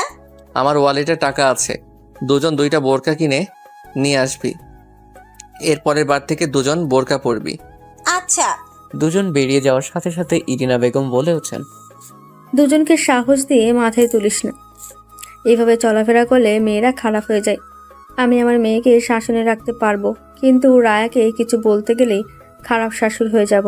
তার চেয়ে ভালো তুই এসব ত্যাগ। চিন্তা কর না, আমি কিচ্ছু হবে না। আমি যতটুকু হতে দেব ততটুকুই কেউ কিছু করতে পারবে। শপিং শেষ করে রায়া আর এশার রেস্টুরেন্টে এসে বসেছে। খাবারও অর্ডার দেওয়া হয়ে গেছে। ওয়েটার এসে জানালো 10 থেকে 15 মিনিট লাগবে। রায়া হঠাৎ কিছু মনে পড়ার মতো করে বলে, এসে আমি একটা জিনিস কিনে আনতে ভুলে গেছিলাম। দুজন একসাথে তো আর যেতে পারবো না এখন, পরে গেলেও তো অনেক দেরি হয়ে যাবে। তুই বরং এখানে বস, আমি 5-7 মিনিটের মধ্যেই চলে আসছি। তোর ফোনে এমবি আছে তো? না, এমবি থাকলে তোর বসে থাকতে খারাপ লাগতো না। এশা ফোন টিপতে টিপতেই বলল, হ্যাঁ তুমি যাও, আমি এখানেই আছি। একটু তাড়াতাড়ি এসো, খেয়ে বাসে ফিরতে হবে। আমি যাব, কিনে নিয়েই চলে আসব, বেশি সময় লাগবে না। এশা সম্মতিসূচক মাথা নাড়িয়ে আবার ফোনে মন দেয়। রায়া নিজের সাইড ব্যাগটা নিয়ে তাড়াতাড়ি করে বেরিয়ে যায়। সে জানে শাওন এই সময় কোথায় থাকে। যতদিন তার সাথে এই সময় রাতে কথা হয়েছে, ফোনে কথা বলার সময় জিজ্ঞেস করলে একই জায়গার নাম বলেছে সব সময়। রায়া তাড়াতাড়ি করে হেঁটে স্টলের সামনে গিয়ে দাঁড়ায়। ভেতরে কয়েকজন ছেলে দাঁড়িয়ে দাঁড়িয়ে ক্যারাম খেলছিল। রায় স্টলের ছোট ছেলেকে ডাক দিয়ে জিজ্ঞেস করে জানতে চায় শাওন এখানে আছে কিনা। সেটা ভেতরে একবার দেখে জানায় শাওন ভেতরেই আছে। রায় তার হাতে 100 টাকার নোট গুঁজে দিয়ে শাওনকে একবার ডেকে দিতে বলে। ছেলেটা ভেতরে চলে গেলে রায়া রাস্তার এক পাশে গিয়ে দাঁড়ায়। মিনিট খানেকের মধ্যেই স্টলের ভেতর থেকে লম্বা চওড়া স্বাস্থ্যবান ছেলে এক প্রকার দৌড়ে এসে রায়াকে জড়িয়ে ধরতে লাগলে রায়া তার বুকে হাত দিয়ে ঠেলে থামিয়ে দেয়। ছেলেটা সেখানেই দাঁড়িয়ে থাকে। রায়া স্পষ্টভাবে বলে ওঠে, শাওন। শাওন এলোমেলোভাবে কিছু বলতে গিয়ে ব্যর্থ হয়। মলিন মুখে শুধায়, কেমন আছো রায়া? রায়া কিছু বলে না। নিমিষ তাকিয়ে দেখছে শাওনকে। কতগুলো দিন কেটে গেছে, দুজনের দেখা হয়নি, এমনকি মুঠোফোনে বাক্য বিনিময়ও হয়নি। রায়াকে চুপ থাকতে দেখে শাওন আবার বলে ওঠে, তুমি তোমার শাওনকে ছেড়ে কেমন আছো? তোমার শাওনকে একবারও মনে পড়েনি তোমার? তুমি জানো আমি তোমাকে মনে করে কত কান্না করেছি, কতবার তোমায় কল করেছি জানো তুমি? রায়া নিচু গলায় বলে, তুমি আমাকে সেদিন নিতে কেন আসনি শাওন? তুমি কিভাবে পারলে আমাকে ঠকাতে? তুমি জানো আমি স্টেশনে একলা একটা মেয়ে কিভাবে ছিলাম? বিয়ের আসর ছেড়ে পালিয়েছিলাম আমি শুধু তোমার কথা ভেবে, তোমার সাথে সংসার করব বলে। অথচ আজ আমাকে অন্য কারো সংসার সামলাতে হচ্ছে। এসব তো আমি চাইনি শাওন, তবে কেন আমার সাথেই ঘটলো এসব? আমি তোমাকে নিতে স্টেশনে গিয়েছিলাম রায়া। আমাকে না নিয়েই ফিরে গেছিলে? বুক কাঁপলো না তোমার? স্টেশনে গেটে পা রাখতেই দেখি মার কল। আব্বা অসুস্থ হয়ে গিয়েছিল, তোমাকে কিভাবে নিয়ে যেতাম বলো? আমি ভেবেছিলাম তুমি বাড়ি ফিরে গেলে বিয়েটা আর হবে না, কোনো না কোনো ভাবে বিয়েটা তুমি ভেঙে দিবে, বিশ্বাস ছিল এটাই। রায়ার চোখ ছলছল করছে। চোখের পলক ফেলতেই 2 ফোঁটা পানি গাল বেয়ে গড়িয়ে পড়ল। রায়ার নাক টেনে গাল মুছে বলল, বিয়ে আমি ভাঙতে পারিনি শাওন। তুমি একা এসেছো এখানে রায়া, আমি তোমাকে অন্য কারোর সাথে সহ্য করতে পারছি না। অন্য কেউ তোমার সাথে থাকছে ভাবলেই কান্না হয়। সে তোমাকে ছয়নি তো বলো, তুমি আমারই আসো তো বলো না? রায়া ফুপিয়ে কান্না করে দেয়। কান্না জড়ানো গলায় বললে, ছুঁয়েছে শাওন, ইহান আমাকে খুব বাজেভাবে ছুঁয়েছে। কিছুক্ষণ নীরব হয়ে দাঁড়িয়ে থাকে শাওন। রায়া কান্না করেই যাচ্ছে। শাওন কিছু একটা ভেবে চকিতে বলে ওঠে, রায়া তুমি আমার, সে তুমি যেরকমই হও। ইয়ান তোমাকে তোমার ইচ্ছের বিরুদ্ধে স্পর্শ করেছে। আমি তোমাকে এক্ষুনি এখান থেকে নিয়ে যাব, আর থাকতে হবে না তোমার ওখানে। তুমি আমার সাথে আমার মানুষ হয়ে থাকবে। প্রিয় মানুষদের মুখে এমন কথা শুনে আশার আলো দেখতে পায় রায়া। নিজের মনকে জিজ্ঞেস করে, পালিয়ে যাব শাওনের সাথে? বাবার যে সম্মানহানি হবে। পরেই মনকে বুঝায় তারা কেউ তো আর তার কথা শুনেনি, তাহলে সে কেন এত মানুষের কথা শুনবে। রাজি হয়ে যায় রায়া। প্রিয় মানুষের সাথে পালিয়ে যেতে সে প্রস্তুত। ঠিক করে এক্ষুনি পালাবে তারা, কারো কথা আর ভাববে না। রায়ের রাজি হওয়ায় শাওনও বেশ খুশি হয়। রায়ের দুবাহু ধরে বলে, তুমি এখানে দাঁড়াও, আমার বন্ধুকে ব্যবস্থা করতে বলি। কিসের ব্যবস্থা করতে বলবে? রায়ের কথা না শুনে শাওন একটু দূরে এসে কাউকে কল লাগায়। দূরে জ্বলতে থাকা লাইটের আলোয় শাওনের মুখে শয়তানি হাসি স্পষ্ট বোঝা যাচ্ছে। উপাস থেকে কল রিসিভ করতেই শাওন বলে ওঠে, মামা কাম তো হয়ে গেছে। আমার শত্রুর মেয়ে বর্তমানে ইহান শেখের স্ত্রী নিজে পায়ে হেঁটে আমার কাছে চলে এসেছে। সেদিন সম্মান ডুবাইতে পারেনি তো কি হয়েছে, আজ তো হবে। রাত আর নাইককে ডাক দে, 4 জন মিলে আজ মাস্তি করব। রুমটা ঠিক কর, আইতাছি। কল রেখে রায়ের কাছে যাওয়ার উদ্দেশ্যে পেছনে ফিরতেই রায়কে দেখে চমকে যায় শাওন। সাথে সাথে চোখ বড় বড় হয়ে যায় তার। রায়ের মুখে একসাথে ভয়, নিন্দা, তীব্র ঘৃণা পরিলক্ষিত হচ্ছে। শাওন শুকনো ঢোক গিলে বলে, রায়া তুমি এখানে? রায়া নিজেকে নিয়ন্ত্রণ করতে না পেরে রাগে একটা সশব্দের চড় লাগিয়ে দেয় শাওনকে। শাওন গালে হাত দিয়ে দাঁতে দাঁত ঠুকতে থাকে। হাত ধরে টেনে ফাঁকা জায়গায় নিয়ে যে বলে, তোর সাহস তো কম না, তুই আমাকে চর মারলি, এই শাওনকে চর মারলি, জীবনের ভয় নেই তোর? রায়া টান দিয়ে নিজের হাত ছাড়িয়ে নিয়ে বলে, ভালোবাসার নামে এই নোংরা খেলা খেলতে বুক কাঁপলো না তোর? তুই আমাকে রেপ করার চিন্তা করছিস? রাজনৈতিক শত্রুতার জন্য তুই আমার ইমোশন নিয়ে খেললি, আর তোর জন্য আমি কিনা রুমে বসে দম বন্ধ করে কান্না করছিলাম। শাওন সাথে সাথে পকেট থেকে রুমাল বের করে কোনোভাবে রায়ের মুখটা পেতে নেয়। এক হাত দিয়ে শক্ত করে রায়ের দুই হাত মুঠোবন্দি করে ধরে কোনো একজনকে কল দিয়ে তাড়াতাড়ি সেখানে আসতে বলে। রায় নিজেকে ছাড়ানোর চেষ্টা করছে, চোখ দিয়ে তার অনবরত বাড়ি ঝরছে। ভালোবাসার মানুষের এমন কুৎসিত বিকৃত রূপ দেখতে হবে এটা সে কখনো কল্পনাও করতে পারেনি। হঠাৎ পায়ে হাঁটুর নিচে কেউ পেছন থেকে লাথি দিতেই আঘাত লেগে টাল সামলাতে না পেরে মাটিতে পড়ে যায় সব। পেছন ফিরে তাকায় সে, রায়া কিং কর্তব্য বিমূঢ় হয়ে দাঁড়িয়ে আছে। তার চোখের বাড়ি ধারা থামেনি এক। রায়ের মুখের বাঁধন নিজেই খুলে নেয়। দৌড়ে গিয়ে দাঁড়িয়ে থাকা ব্যক্তিটাকে জড়িয়ে ধরে বুকে মাথা রেখে বলে ওঠে, ইহান। ইহানের পিছে কয়েকজন দাঁড়িয়ে আছে, হাতে তাতে লাঠি সোঁটা। 7-8 জনের মধ্যে কারো হাত শুনো নেই, সবার মুখে রাগের ছটা। ইহান রায়কে বুকের বাম পাশে বাম হাত দিয়ে জড়িয়ে নিয়ে শাওনের দিকে এগিয়ে যায়। শাওন উঠবে এমন সময় আরেকবার জোরে লাথি দিয়ে ফেলে দেয়। হাতের উপর পা দিয়ে ডলতে থাকে আর বলতে থাকে, বউ হয় ও আমার, ওর শরীরে হাত দেওয়ার তুই কে? ও আমার বউ। মারলেও আমি মারবো, আর আদর করলেও আমি করব। আমি ছাড়া অন্য কেউ ওর গায়ে ফুলের টোকা দিলেও হাত ভেঙে ফেলবো। ওর উপর সব অধিকার শুধু আমার। কানে ভালো করে ঢুকিয়ে নে কথাটা, ও আমার বউ হয়। নিজেকে নিয়ন্ত্রণ করতে না পেরে বেধড়ক মারধর করতে থাকে। পেছনে থাকা ছেলেগুলো শাওনকে মারতে এগিয়ে আসতে চাইলে ইহান তাদের থামিয়ে দিয়ে বলে, ওকে তো আমিই দেখে নিচ্ছি। আমার বউয়ের গায়ে হাত দিয়েছে, ওর হাত আমি ভেঙে গুড়িয়ে দিব। শালা কুত্তার বাচ্চা আমার বউকেও স্পর্শ করেছে। কিছুক্ষণের মধ্যে শাওনের 3 জন বন্ধু গাড়ি নিয়ে নির্দিষ্ট জায়গায় এসে মারপিট ডেকে প্রথমে চলে যেতে চায়। তারপর সিদ্ধান্ত নেয় এবারের মতো ইহান শেখের কাছে ক্ষমা চেয়ে শাওনকে ফিরিয়ে নিয়ে যাবে। যেই ভাবা সেই কাজ। 3 জন গাড়ি থেকে নেমে এগিয়ে যেয়ে ইহানকে ধরে থামায়। সবাই শাওনের হয়ে ক্ষমা চায়। 2 জন মিলে শাওনকে মাটি থেকে টেনে তুলে দাঁড় করিয়ে দেয়। একজন বারবার শাওনের হয়ে ক্ষমা চেয়ে যাচ্ছে। ইহান বলে ওঠে, তোদেরও খুব ভালো করে চেনা আছে। কুত্তার সাথে থেকে থেকে তার মতোই ঘেউ ঘেউ করে যাচ্ছিস। আমার বউয়ের দিকে যদি আর একবার কাউকে নজর তুলে তাকাতে দেখি, চোখ একদম তুলে নেব, মাথায় রাখিস। আমার জিনিস মানে সেটা শুধু আমারই। এখানে আমি অন্য কাউকে একচুল পরিমাণও বরদাস্ত করব না। ফার্দার যদি আমার এলাকার ত্রিসীমানায় তোদের কাউকে দেখেছি, সেদিনই তোদের শেষ দিন হবে, মনে রাখিস। ইহান একজনকে ডেকে পুলিশকে কল করতে বলে। রায়াকে নিয়ে সেখান থেকে বেরিয়ে যায়। রায়ার ইহানের বাড়ি ফিরতে ফিরতে 10টা পার হয়ে যায়। গাড়িতে দুজনের সাথে একটা কথাও বলেনি। সারা রাস্তা রায়া চোখের পানি ফেলেছে। পৃথিবীর কোনো মানুষই নিজেকে নিজের পছন্দ বা সিদ্ধান্তকে ভুল হিসেবে কিছুতেই মেনে নিতে পারে না। সারা পৃথিবীর মানুষ যখন চোখে আঙুল দিয়ে দেখিয়ে দেয় তখন খুব দেরি হয়ে যায়। নিজেকে শুধরে নিতে নিতে কিছু সম্পর্ক স্বকীয়তা হারায়। বাড়ির সামনে এসে গাড়ি থামলে রায়া গাড়ি থেকে নেমে পাশেই দাঁড়ায়। ইহান গাড়ি রাখার জায়গায় গাড়ি ঠিক করে রেখে এসে দেখে রায়া যেখানে দাঁড়িয়ে ছিল সেখানেই দাঁড়িয়ে আছে। ইহান গেটের ভিতর ঢুকবে এমন সময় রায়কে উদ্দেশ্যে বলে ওঠে, আমি আগেই এশাকে বাড়ি পাঠিয়ে দিয়েছি। ওকে বলেছি আমি তোকে নিয়ে দেরিতে ফিরব। ওভাবে বাড়িতে বলেছে। এবার তুই স্বাভাবিক হয়ে বাড়িতে ঢুকলে আর কোনো সমস্যা হবে না। 2 জন একসাথেই বাড়িতে প্রবেশ করে। ইহান নিজের জন্য বরাদ্দকৃত রুমের দরজা হাট করে খুলে আবার দরজা আটকে দেয়। রায়া সেখানে কিছুক্ষণ দাঁড়িয়ে আর কোনো সারা শব্দ না পেয়ে নিজেও নিজের রুমের দিকে অগ্রসর হয়। রাতে আর কারোর সাথে দেখা হয় না তার। রায়ার ঘুম থেকে উঠতে উঠতে 11টা বেজে যায়। সারা রাত ঘুমোতে পারেনি সে। সমস্ত দুনিয়ার দুঃখ কষ্ট যেন বুকে চেপে বসেছিল তার। বিছানাতে শুয়ে শুয়ে এপাশ ওপাশ করেছে সারা রাত। কখনো বা রুমেই পায়চারি করেছে বা বারান্দায় দাঁড়িয়ে খোলা আকাশের দিকে তাকিয়ে দুঃখ বিলাস করেছে।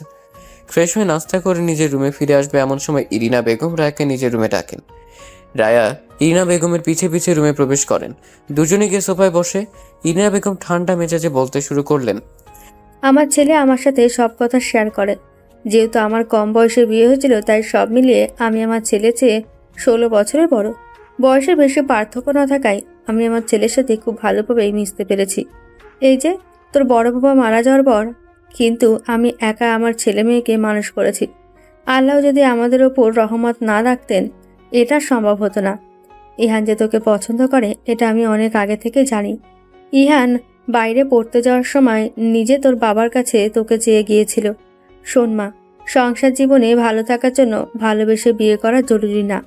বিয়ের পর পুরুষ আর নারী একে অপরকে ভালোবাসা জরুরি। নারীর মায়া বেশি। একসাথে থাকতে থাকতে পুরুষের মায়ায় খুব তাড়াতাড়ি জড়িয়ে যায়। আমার ছেলেকে ভালো না বেসে থাকা যায় না। আমার ছেলে তোকে প্রচণ্ড ভালোবাসে। যে ছেলে বাড়িতে 3 বেলা ওই টেবিলটাই বসে সবার সাথে বসে নাস্তা করে, সেই ছেলে আজ কয়দিন হয়ে গেল বাড়িতেই থাকছে না। তোদের সাথে কি হয়েছে জানি না, শুধু বলবো যা হয়েছে ভুলে যা আর সব কিছু ঠিক করে নে। পাশাপাশি বাড়ি হয়, তোর ব্যাপারে যে কিছুই জানি না তেমন না। ওসব নিয়ে শাশুড়ি হয়ে কথা বলতে চায় না। আর ওই ছেলে ইরিনা বেগমকে থামিয়ে দিয়ে রায়া বলে ওঠে। বর্মা প্লিজ, আমি বাহিরের কোনো ছেলের কথা আর শুনতে চাই না। রায়ের এই ছোট্ট কথায় ইরিনা বেগমের মুখে হাসির রেখা দেখা দেয়। তিনি রায়ের মাথায় হাত বুলিয়ে দিয়ে বলেন, দোয়া করি সুখী হও। রায়া মাথা নিচু করে নিম্ন স্বরে বলে, বড়মা, আপনার ছেলেকে তো দেখছি না, উনি কোথায়? বাড়িতে নেই। তোর ওপর অভিমান হয়েছে তার। তার নাকি একটু একাকিত্ব প্রয়োজন, তাই সে নিজেই 7 দিনের প্যাকেজে সাজেক রওনা দিয়েছে। রায়া যেন আকাশ থেকে পড়ে। বিয়ের পর ছেলে মানুষ হানিমুনে এখানে ওখানে যায়, আর ইহান কিনা একা সময় কাটাতে অতদূর গিয়েছে। রায়াকে চুপ থাকতে দেখে ইরিনা বেগম বলে ওঠেন, আমাকে বলে গেছে তোকে দেখে রাখতে, তুই যেন বাইরে বের না হোস। আমার এমনিতেও বাহিরের কোনো দরকার নেই। আমার মা বাবাও তো আমার কোনো খোঁজ খবর নেয় না। আমার কেউ নেই, কোথাও যাওয়ারও নেই। পাগলি মেয়ে একটা। তোর সব আছে, সবাই আছে। সবচেয়ে বড় কথা, আমার ছেলের মতো একটা স্বামী আছে তোর। দুজনের মাঝে আরো বেশ কিছুক্ষণ কথা চলে। ইনা বেগমের প্রতিটা কথা যেন মনে দাগ কাটতে থাকে রায়ার। নিজে যে কত বড় ভুল করে বসে আছে সেটা হাড়ে হাড়ে বুঝতে থাকে। মন খারাপ লাগছে ইখানের কথা ভেবে, প্রচন্ড রাগ লাগছে নিজের প্রতি। সন্ধ্যে 7টার পর থেকে বারান্দায় বসে ইহানকে কল দিয়েই যাচ্ছে রায়া। বিকালে এশাকে দিয়ে রায়ার ফোন আর চার্জারটা আনিয়ে নিয়েছিলেন ইরিনা বেগম। ছেলে আর ছেলের বউয়ের সংসারটা ঠিক করতে তিনি ভীষণ কর্মঠ। সন্ধ্যা থেকে 30 বারের বেশি কল করা হয়েছে রায়ার, কিন্তু ইহান ফোন তোলেনি।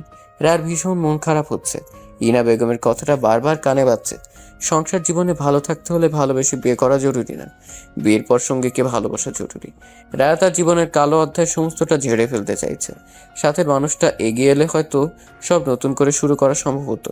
ইনা বেগম রাতের খাবারের জন্য ডাকতে এসে রায়াকে রুমে না পেয়ে বারান্দায় এসে দেখে রায়া ফোনটা পাশে রেখে বাইরে তাকিয়ে কিছু একটা ভাবছে। ইনা বেগম কাঁধে হাত রাখতেই চমকে ওঠে রায়া। পিছনে তাকিয়ে ইরিনা বেগমকে দেখে মলিন একটা হাসি দিয়ে বলে, হ্যাঁ বড়মা বলেন। কত বাজে দেখেছিস? খেতে হবে না? খেতে আই। আমার খেতে ইচ্ছে করছে না বড়মা। উফ, এসব আমি একদম শুনবো না। আমি ভাত বাড়ছি গিয়ে, তুই এখনই আসবি, একদম দেরি করবি না। আর কালকে বাড়ি যাবি, বাবা রাগ করে আছে। তুই ভুল করেছিলি তাই, সব ঠিকঠাক করে নিতে হবে তো, তাই না? রায়া মাথা ঝাঁকায়। ইনা বেগম কিছু একটা ভেবে বলেন, একটা কথা আমি গ্যারান্টি দিয়ে বলতে পারি, আমার ছেলের মতো আর একটাও পাবি না। তুই শুধু এখন একটু পরিশ্রম করে ওকে নিজের কাছে ফিরিয়ে নিয়ে আয়। একটা মেয়ে চাইলেই পুরুষকে যাযাবর বানাতেও পারে, আবার সংসারী পুরুষও বানাতে পারে। তুই আমার ছেলেকে তোর সুখের হাতিয়ার হিসেবে তৈরি করে নে। ইনা বেগম কথা শেষ করে চলে যান। রায়া আরেকবার কল দিয়ে খেতে যাওয়ার কথা ভাবে। রায়া ফোন কানে ধরে গ্রিলের রং তুলতে থাকে চিমটি দিয়ে। ফোন রিসিভ হতেই চোখ খিঁচে বন্ধ করে নেয় রায়া। ওপাশে লোকটার কোনো সাড়া শব্দ না পেয়ে রায়া নিজেই বলে, কোথায় আপনি? ওপাশ থেকে উল্টো জবাব আসে, কেন, কি হয়েছে? প্রশ্নের জবাবে উত্তর দিতে হয়, উল্টো প্রশ্ন করছেন কেন? বিদেশিরা কি আপনাকে এটা শিখিয়েছে? ফোন করেছিস কেন সেটা বল।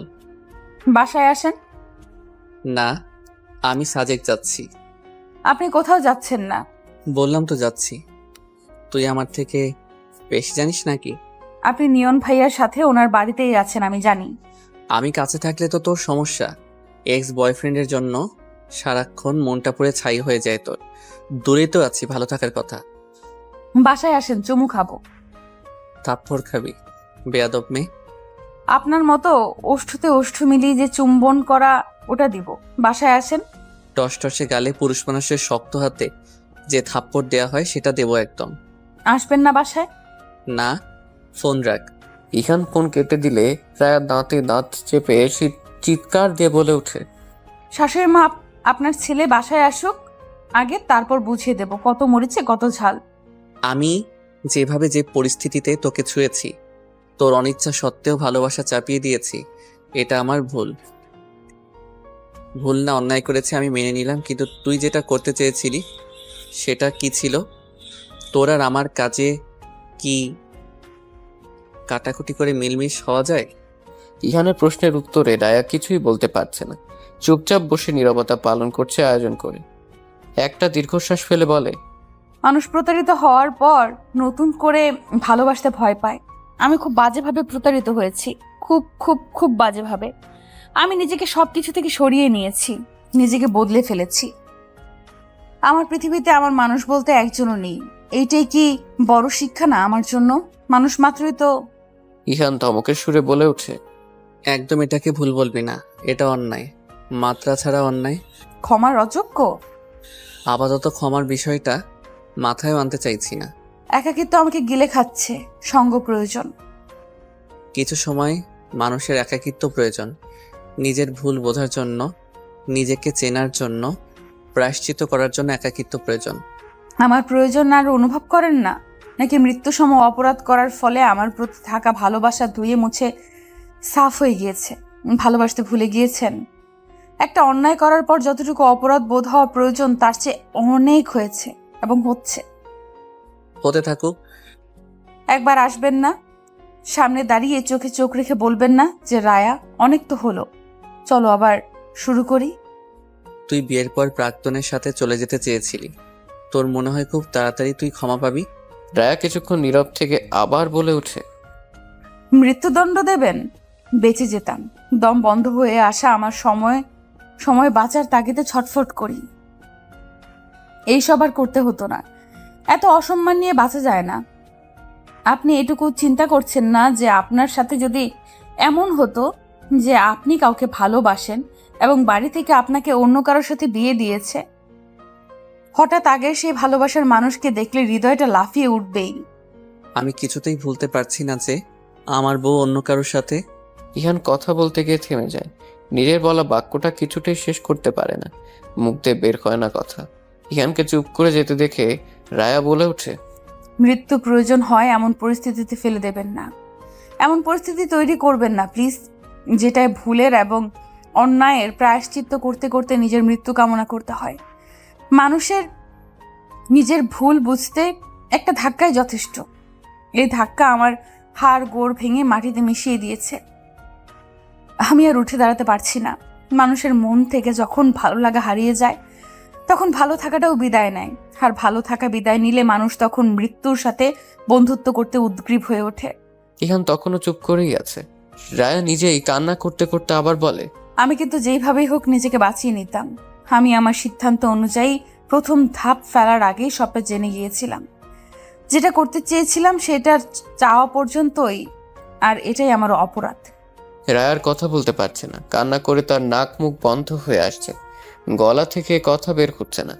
রায়া ফোনটা কেটে পাশে রেখে ফুপিয়ে ফুপিয়ে কান্না করতে থাকে। গোটা 4 সপ্তাহ পর ইহান রায়ার কল রিসিভ করেছিল। এই 4 সপ্তাহ রায়া প্রতিটা সেকেন্ডে নিজেকে পুড়িয়ে নিজেকে খাঁটি করে তৈরি করছে প্রতিনিয়ত। রায়ার কান্নার আওয়াজে দরজায় এসে নক করেন ইরিনা বেগম। রায়া মুখ মুছে বিছানা থেকে নেমে দরজা খুলে দেয়। ইরিনা বেগম শাড়ির আঁচল 2 ভাঁজ করে কাঁধে তুলে নিয়ে রুমে প্রবেশ করেন। রায়াও ইরিনা বেগমের পিছে পিছে গিয়ে সামনেই দাঁড়ায়। ইরিনা বেগম ইশারা করে বসতে বললে রায়া বাধ্য মেয়ের মতো বসে পড়ে। কান্না করছিলি? ইরিনা বেগমের হঠাৎ করে প্রশ্নে অপ্রস্তুত হয়ে যায় রায়া। ইরিনা বেগমের দিকে তাকিয়ে আবার চোখ নামিয়ে নেয়, কিন্তু মুখ দিয়ে কিছু উচ্চারণ করতে পারে না। ইরিনা বেগম রায়ার কাছাকাছি গিয়ে বসেন, এক হাত দিয়ে রায়াকে নিজের বুকের সাথে জড়িয়ে নিয়ে বলেন, এই কয়েকদিনে তো কম কান্না করলি না, আর কত? আপনার ছেলে আমাকে মাফ করবে না বড় মা। আমি যে খুব বড় অপরাধ করে ফেলেছি। হ্যাঁ, অপরাধ করেছিস, কিন্তু আমি মেয়ে হিসেবে যেটুকু বুঝি, মেয়েদের মায়া অনেক গভীর, খুব বেশি ভালোবাসতে পারে। আর এই অতিরিক্ত ভালোবাসা যখন ভুল মানুষের প্রতি আসে তখন আর কান্নার সীমা থাকে না। একটা মানুষের ভুল ঠিক করে নিয়ে নিজেকে নতুনভাবে গড়ে তোলার জন্য 1 মাস কম সময় না। কান্না করে নে, যত ইচ্ছে আজ কান্না করে নে। এরপর আর কোনোদিন যদি আমি তোকে কান্না করতে দেখেছি তাহলে আমার থেকে খারাপ কেউ হবে না, বলে দিলাম। রায়া ফুপিয়ে ফুপিয়ে কান্না করতে থাকে। কান্না করতে করতেই বলে, আপনার ছেলে আমাকে আর কোনোদিনও ভালোবাসবে না বড় মা। আগে আপনার ছেলের ভালোবাসা অসহ্য লেগেছে, আর এখন তার ভালো না বাসা অসহ্য লাগছে। সব ঠিক হয়ে যাবে। ইয়ানকে বাসায় আসতে দে, পুরুষ মানুষকে ঠিক করে রাখতে নরম না কঠোর হতে হয়। আমি সবসময় তোর পাশে আছি। শুধু আমার ছেলেকে একটু ভালোবাসিস। ইহান তোকে খুব ভালোবাসে, তাই তো এত কিছু সহ্য করে নিতে পারছে না, কষ্ট পাচ্ছে তোর মতোই। আমি নিজেকে নিজে ক্ষমা করতে পারছি না বড় মা। উনি কিভাবে ক্ষমা করবে? তবে গোটা একটা মাস আমার কাছে এক যুগ মনে হয়েছে। উনি দূরে থেকে কেন এত শাস্তি দিয়েছে আমাকে? বাসায় এসে কি শাস্তি দেওয়া যায় না? আসবে, অপেক্ষা কর। এসে আর শাস্তি দিবে না, সবকিছু ঠিক করে নেবে দেখিস। এখন ঘুমিয়ে পড়তো। ঘুরতে দেখ 1:30 বাজে। না খেয়ে না ঘুমিয়ে নিজের কি অবস্থা করেছিস দেখেছিস একবারও? ঘুমাবো। অনেকদিন ঠিক মতো ঘুমাই না। আপনার ছেলে তো শান্তি দিচ্ছে না আমায়। আমি কিন্তু পুরনো রায়াকেই চাই, যে মিশুক প্রকৃতির, বেশি কথা বলতে পছন্দ করে, সারাক্ষণ এর ওর পেছনে লেগে থাকে, যার জীবনে মজাটাই সব। কথা দে আমাকে, তুই আর কান্না করবি না। কথা দিলাম বড় মা, খুব বেশি কষ্ট না হলে কান্না করব না। ইনা বেগম রায়াকে শুইয়ে দিয়ে রুমের লাইট বন্ধ করে রুম থেকে বেরিয়ে একটা দীর্ঘশ্বাস ফেলেন আর ভাবেন কবে যে সবকিছু ঠিকঠাক হবে। ইনা বেগম চলে গেলেও রায়া সারা রাত আর ঘুম হয় না। বিছানা এপাশ ওপাশ করতে করতেই সময় কেটে যায়। ফজরের আজান শুনে বিছানা ছেড়ে উঠে ওযু করে নামাজটা আদায় করতে দাঁড়িয়ে যায়। সিজদাতে যেতেই যেন কান্না নির্দ্বিধায় ভেতর থেকে বেরিয়ে আসে। রায়ার ঘুমোতে ঘুমোতে ভোরের আলো ফুটে যায়। দুপুরে রান্না বসিয়েছেন ইরিনা বেগম। এশা রান্নার কাজে সাহায্য করছে। ইনা বেগম মাছ ভাজছেন। ইহানের পছন্দের রান্নাগুলো প্রায় সবগুলো শেষ করেছেন তিনি। রান্নাঘরের একপাশে রাখা ফোনটা বেজে উঠতেই ইরিনা বেগমের মুখে হাসি ফুটে যায়। এশাকে ডেকে বলেন, এসা, মা যা তো দরজা খুলে দিয়ে আয়। এশা কলিং বেলের আওয়াজ না পেয়ে জিজ্ঞেস করে, কেন? কেউ তো আসেনি। রায়া আপুর মা চলে যাবার পর তো আমি দরজা আটকে দিয়ে এসেছি। খুলে দেখ কে এসেছে। আমি তো কলিং বেলের আওয়াজ শুনলাম না। তুমি শুনছো? বেশি কথা না বলে যা তো। আচ্ছা, যাচ্ছি। বলে এশা রান্নাঘর থেকে বেরিয়ে দরজা খুলে দিতে চলে যায়। কিছুক্ষণ পর এশা দৌড়ে রান্নাঘরে এসে ইরিনা বেগমকে বেশ উচ্ছ্বাসের সাথে বলে, মা, ভাইয়া এসেছে। তুমি বুঝলে কি করে? ফোন দিয়েছিল। তুই যা তো, ছাদ থেকে ধুয়ে দেওয়া কাপড়গুলো নিয়ে আয়। অনেক রোদ বাইরে, বেশিক্ষণ জামা কাপড় বাইরে থাকলে রং নষ্ট হয়ে যাবে। ইরিনা বেগম রান্না করতে করতে আল্লাহকে ডাকতে থাকেন, দোয়া করতে থাকেন যেন এবার এতদিন পর ইহান আর রায়ের মাঝে সবকিছু ঠিক হয়ে যায়। অনেক তো হলো ভুল বুঝে ইগো নিয়ে কষ্ট নিয়ে দূরে থাকা। ওরা দুজন ভেতরে ভেতরে শক্ত সম্পর্ক তৈরি না করলে যে কেউ এসে তাদের আলাদা করে দিয়ে চলে যাবে। ইহান রুমে প্রবেশ করে দেখে রায়া তখনও বিছানায় হাত পা ছড়িয়ে ঘুমোচ্ছে। ছোট বাচ্চা ছেলে মেয়ে যেমন সমস্ত বিছানা দখলে নিয়ে ঘুমোয়, রায়াও ঠিক ওভাবেই ঘুমোচ্ছে। ইহান নিজের ব্যাগটা রেখেই রায়ার দিকে এগিয়ে গিয়ে মাথার পাশে বসে। প্রায় 1 মাস পরেই মুখটা সে দেখছে। মুখটা মলিন হয়ে যায় ইহানের। কি অবস্থা হয়েছে রায়ার। এই মেয়েটা রাতে তাকে কল দিয়ে ফুপিয়ে ফুপিয়ে কান্না করছিল। ইহান মনে মনে ভাবতে থাকে এই মেয়েটা কি জানে তার কান্নার আওয়াজ বুকের ভেতরে সবকিছু একদম তছনছ করে দেয়। ইহান আলতো করে রায়ের গালে ঠোঁট ছুঁয়ে দেয়। কপালে মুখে এলিয়ে থাকা চুলগুলো সরিয়ে দিতেই রায়ার চোখ মেলে তাকায়। ইহানকে দেখে তার চোখ দুটো যেন আরো বড় আর গোল হয়ে যায়। চিৎকার দিয়ে বলে, আম্মু, ভূত! ইহান চকিতে রায়ের মুখ চেপে ধরে নিজের ঠোঁটে আঙুল দিয়ে ইশারায় চুপ করতে বলতেই থাকে, আমি তোকে কিছু করেছি? এমন চিৎকার দিয়েছিস কেন? আমি তোকে আদর করেছি, চুমু খেয়েছি, নাকি শক্ত হাতে থাপ্পড় মেরেছি, কোনটা? রায়া মাথায় এপাশ ওপাশ নাড়াচ্ছে আর অস্পষ্ট আওয়াজ করে যাচ্ছে। ইহান রায়ের মুখ থেকে নিজের হাত সরিয়ে নেয়। রায় উঠে বসে হাঁপাতে থাকে। ইহান বিছানার নিচে থেকে আলমারির চাবি নিয়ে রায়কে দেখিয়ে বলে, আমি চাবি নিচ্ছিলাম আর তুই চিৎকার শুরু করে উঠেছিস, বেয়াদব মেয়ে। এই রুমে আমার ঘুমের সময় কেউ আসে না। এভাবে চোখ খুলে আপনাকে দেখে ভয় পেয়ে গেছি। তার উপর আপনি তো বাড়িতে ছিলেন না। দিন দুপুরে নিশ্চয়ই ভূত আসবে না, তাই না? আসতেও তো পারেন, কিন্তু আপনি কখন আসলেন? এসব তোর জানতে হবে না। কার জানতে হবে? মানুষ জোগাড় করে নেব। বাড়িতে নিয়ে আসেন, বিষ খাইয়ে আগাছা সাফ করে ফেল। বেশি কথা বললে থাপড়িয়ে চোয়াল পাকা করে ফেলবো। এই গাল শুধু চুমু দেওয়ার জন্য। একটা চুমু দেন। ইহান রায়ের কাছ থেকে উঠে এসে আলমারির লক খুলতে খুলতে রায়ের আড়ালে হাসতে থাকে। মেয়েটা বড্ড বাজি। ইহান নিশ্চিত এই মেয়ের সাথে থাকলে রাগটার কিছুতেই ধরে রাখতে পারবে না। এমনিতেই রাতে কান্না করে মনটা গলিয়ে দিয়েছে। এতগুলো দিন নিজেকে কঠোর করে রেখেছিল, কিন্তু পুরো একটা মাস কথা না বলে, ভালো না লাগায় মাকে জানিয়ে তাড়াতাড়ি সুদূর ঢাকা থেকে চলে এসেছে। আপনাকে একটু জড়িয়ে ধরে। ইহান আলমারির সিক্রেট ড্রয়ার থেকে কিছু ইম্পর্টেন্ট কাগজ খুঁজছিল। এমন সময় রায়ের এমন আবদারজনিত গলা শুনে পিছনে ঘুরে তাকায়। ইহান আবার আলমারির দিকে তাকিয়ে উঁচু স্বরে বলে ওঠে, কি চাই এখানে? আপনাকে। মানে? বাংলায় বললাম তো, বোঝেননি? আমি তোর সাথে এখানে প্রেম করতে আসিনি রায়া। আমার কাছাকাছি আসার চেষ্টাও করবি না। আমাকে আমার মতো থাকতে দে। আপনি আমার জন্য বাসায় আসেননি? তোর জন্য কেন আসবো? এখানে আমার প্রয়োজন ছিল বিধায় এসেছি। আমি জানি আপনি আমার জন্যই এসেছেন। চরিত্রহীন কোনো মেয়ের জায়গা নেই আমার জীবনে। ইহানের কথায় চোখ ঘোলাটে হয়ে যায় রায়া। বুকের মধ্যে অদ্ভুত ব্যথা শুরু হয়, চারপাশ অন্ধকার হয়ে আসতে শুরু করে। একটা মানুষ যখন সবকিছু থেকে নিজেকে সরিয়ে নেবে, একটা মানুষের জন্য, শুধুমাত্র একটা মানুষের জন্য নিজেকে তার দিকে এগিয়ে দিবে, সেই মানুষটাই বোধহয় ছেড়ে যাওয়ার সাহস দেখায়। অপ্রিয় থেকে প্রিয়, আবার প্রিয় থেকে অচেনা হওয়ার পথ বুঝি এমনই হয়। রায়ের চোখ টলমল করছিল। রায়ের কোনো সারা শব্দ না পেয়ে ইহান পেছনে ফিরে তাকায়। রায়া চোখের পলক ফেলতেই 2 ফোঁটা পানি গাল বেয়ে গড়িয়ে পড়ে। রায়া ইহানের দিকে অনিমেষ তাকিয়ে আছে, ভারী গলায় বলে ওঠে, সবকিছু এভাবে শেষ হয়ে যাবে? সত্যি সত্যি? আপনি আমার সাথে এমন করলে আমার বেঁচে থাকার শেষ আশাটুকুতেও যে সলেতেহীন মোমবাতির আলোর মতো নিভে যাবে। রায়া প্লিজ, আমার এসব আর শুনতে ইচ্ছা করছে না। মানুষ তো ফাঁসির আসামিকেও ভালোবাসে, তার জন্য কষ্ট হয়। আমার জন্য আপনার একটুও কষ্ট হয় না, আর একটুও ভালোবাসেন না? ইহান কোনো জবাব দেয় না। নিজের প্রয়োজনীয় কাগজগুলো নিয়ে বিছানার ওপর চলে যায়। রায়া কিছুক্ষণ স্থির থেকে সেখান থেকে বাইরে চলে যায়। রায়া চলে যেতে ইহান দৌড়ে এসে দরজায় উকি দিয়ে দেখে রায়া চোখ মুখ মুছতে মুছতে রান্নাঘরের দিকে যাচ্ছে। নিজের 2 কোমরে 2 হাত দিয়ে একটা দীর্ঘশ্বাস ফেলে সে। মনে মনে ভাবতে থাকে, এভাবে আর কতক্ষণ? নিজের প্রিয় মানুষ, ভালোবাসার মানুষ একটু ভালোবাসা পাওয়ার জন্য এত হাজারি করছে, আর সে কিনা প্রতিশোধ নিচ্ছে। রায়া তো রাতে ঠিকই বলেছিল, সে অন্যায়ের কথা ভেবেছিল ঠিকই, কিন্তু আসল কাহিনী বুঝতে পেরে পিছিয়ে এসেছিল তো। ইহান বিড়বিড়িয়ে বলে ওঠে, এই মেয়ের থেকে কি আর দূরে থাকা সম্ভব হবে? বুকে জড়িয়ে নেওয়ার জন্য বুকটা তো আনচান করছে।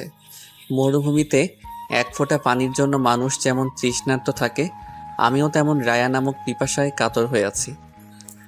রায় রান্নাঘরে গিয়ে ইরিনা বেগমকে উদ্দেশ্য করে বলে ওঠে, আপনার ছেলে আমাকে সত্যি আর ভালোবাসে না বড় মা। আমি কি করব এখন? ইরিনা বেগম হাতের চামচটা ধুয়ে রাখতে রাখতে বললেন, কে বলেছে তোকে? আপনার ছেলে কথায় বোঝা যায়। ইহান নিজের মুখে বলেছে? না, তা বলেনি। তাহলে তোর এত কিছু ভাবতে হবে না। তুই আবার কান্না করেছিস? আমাকে না কথা দিয়েছিলি?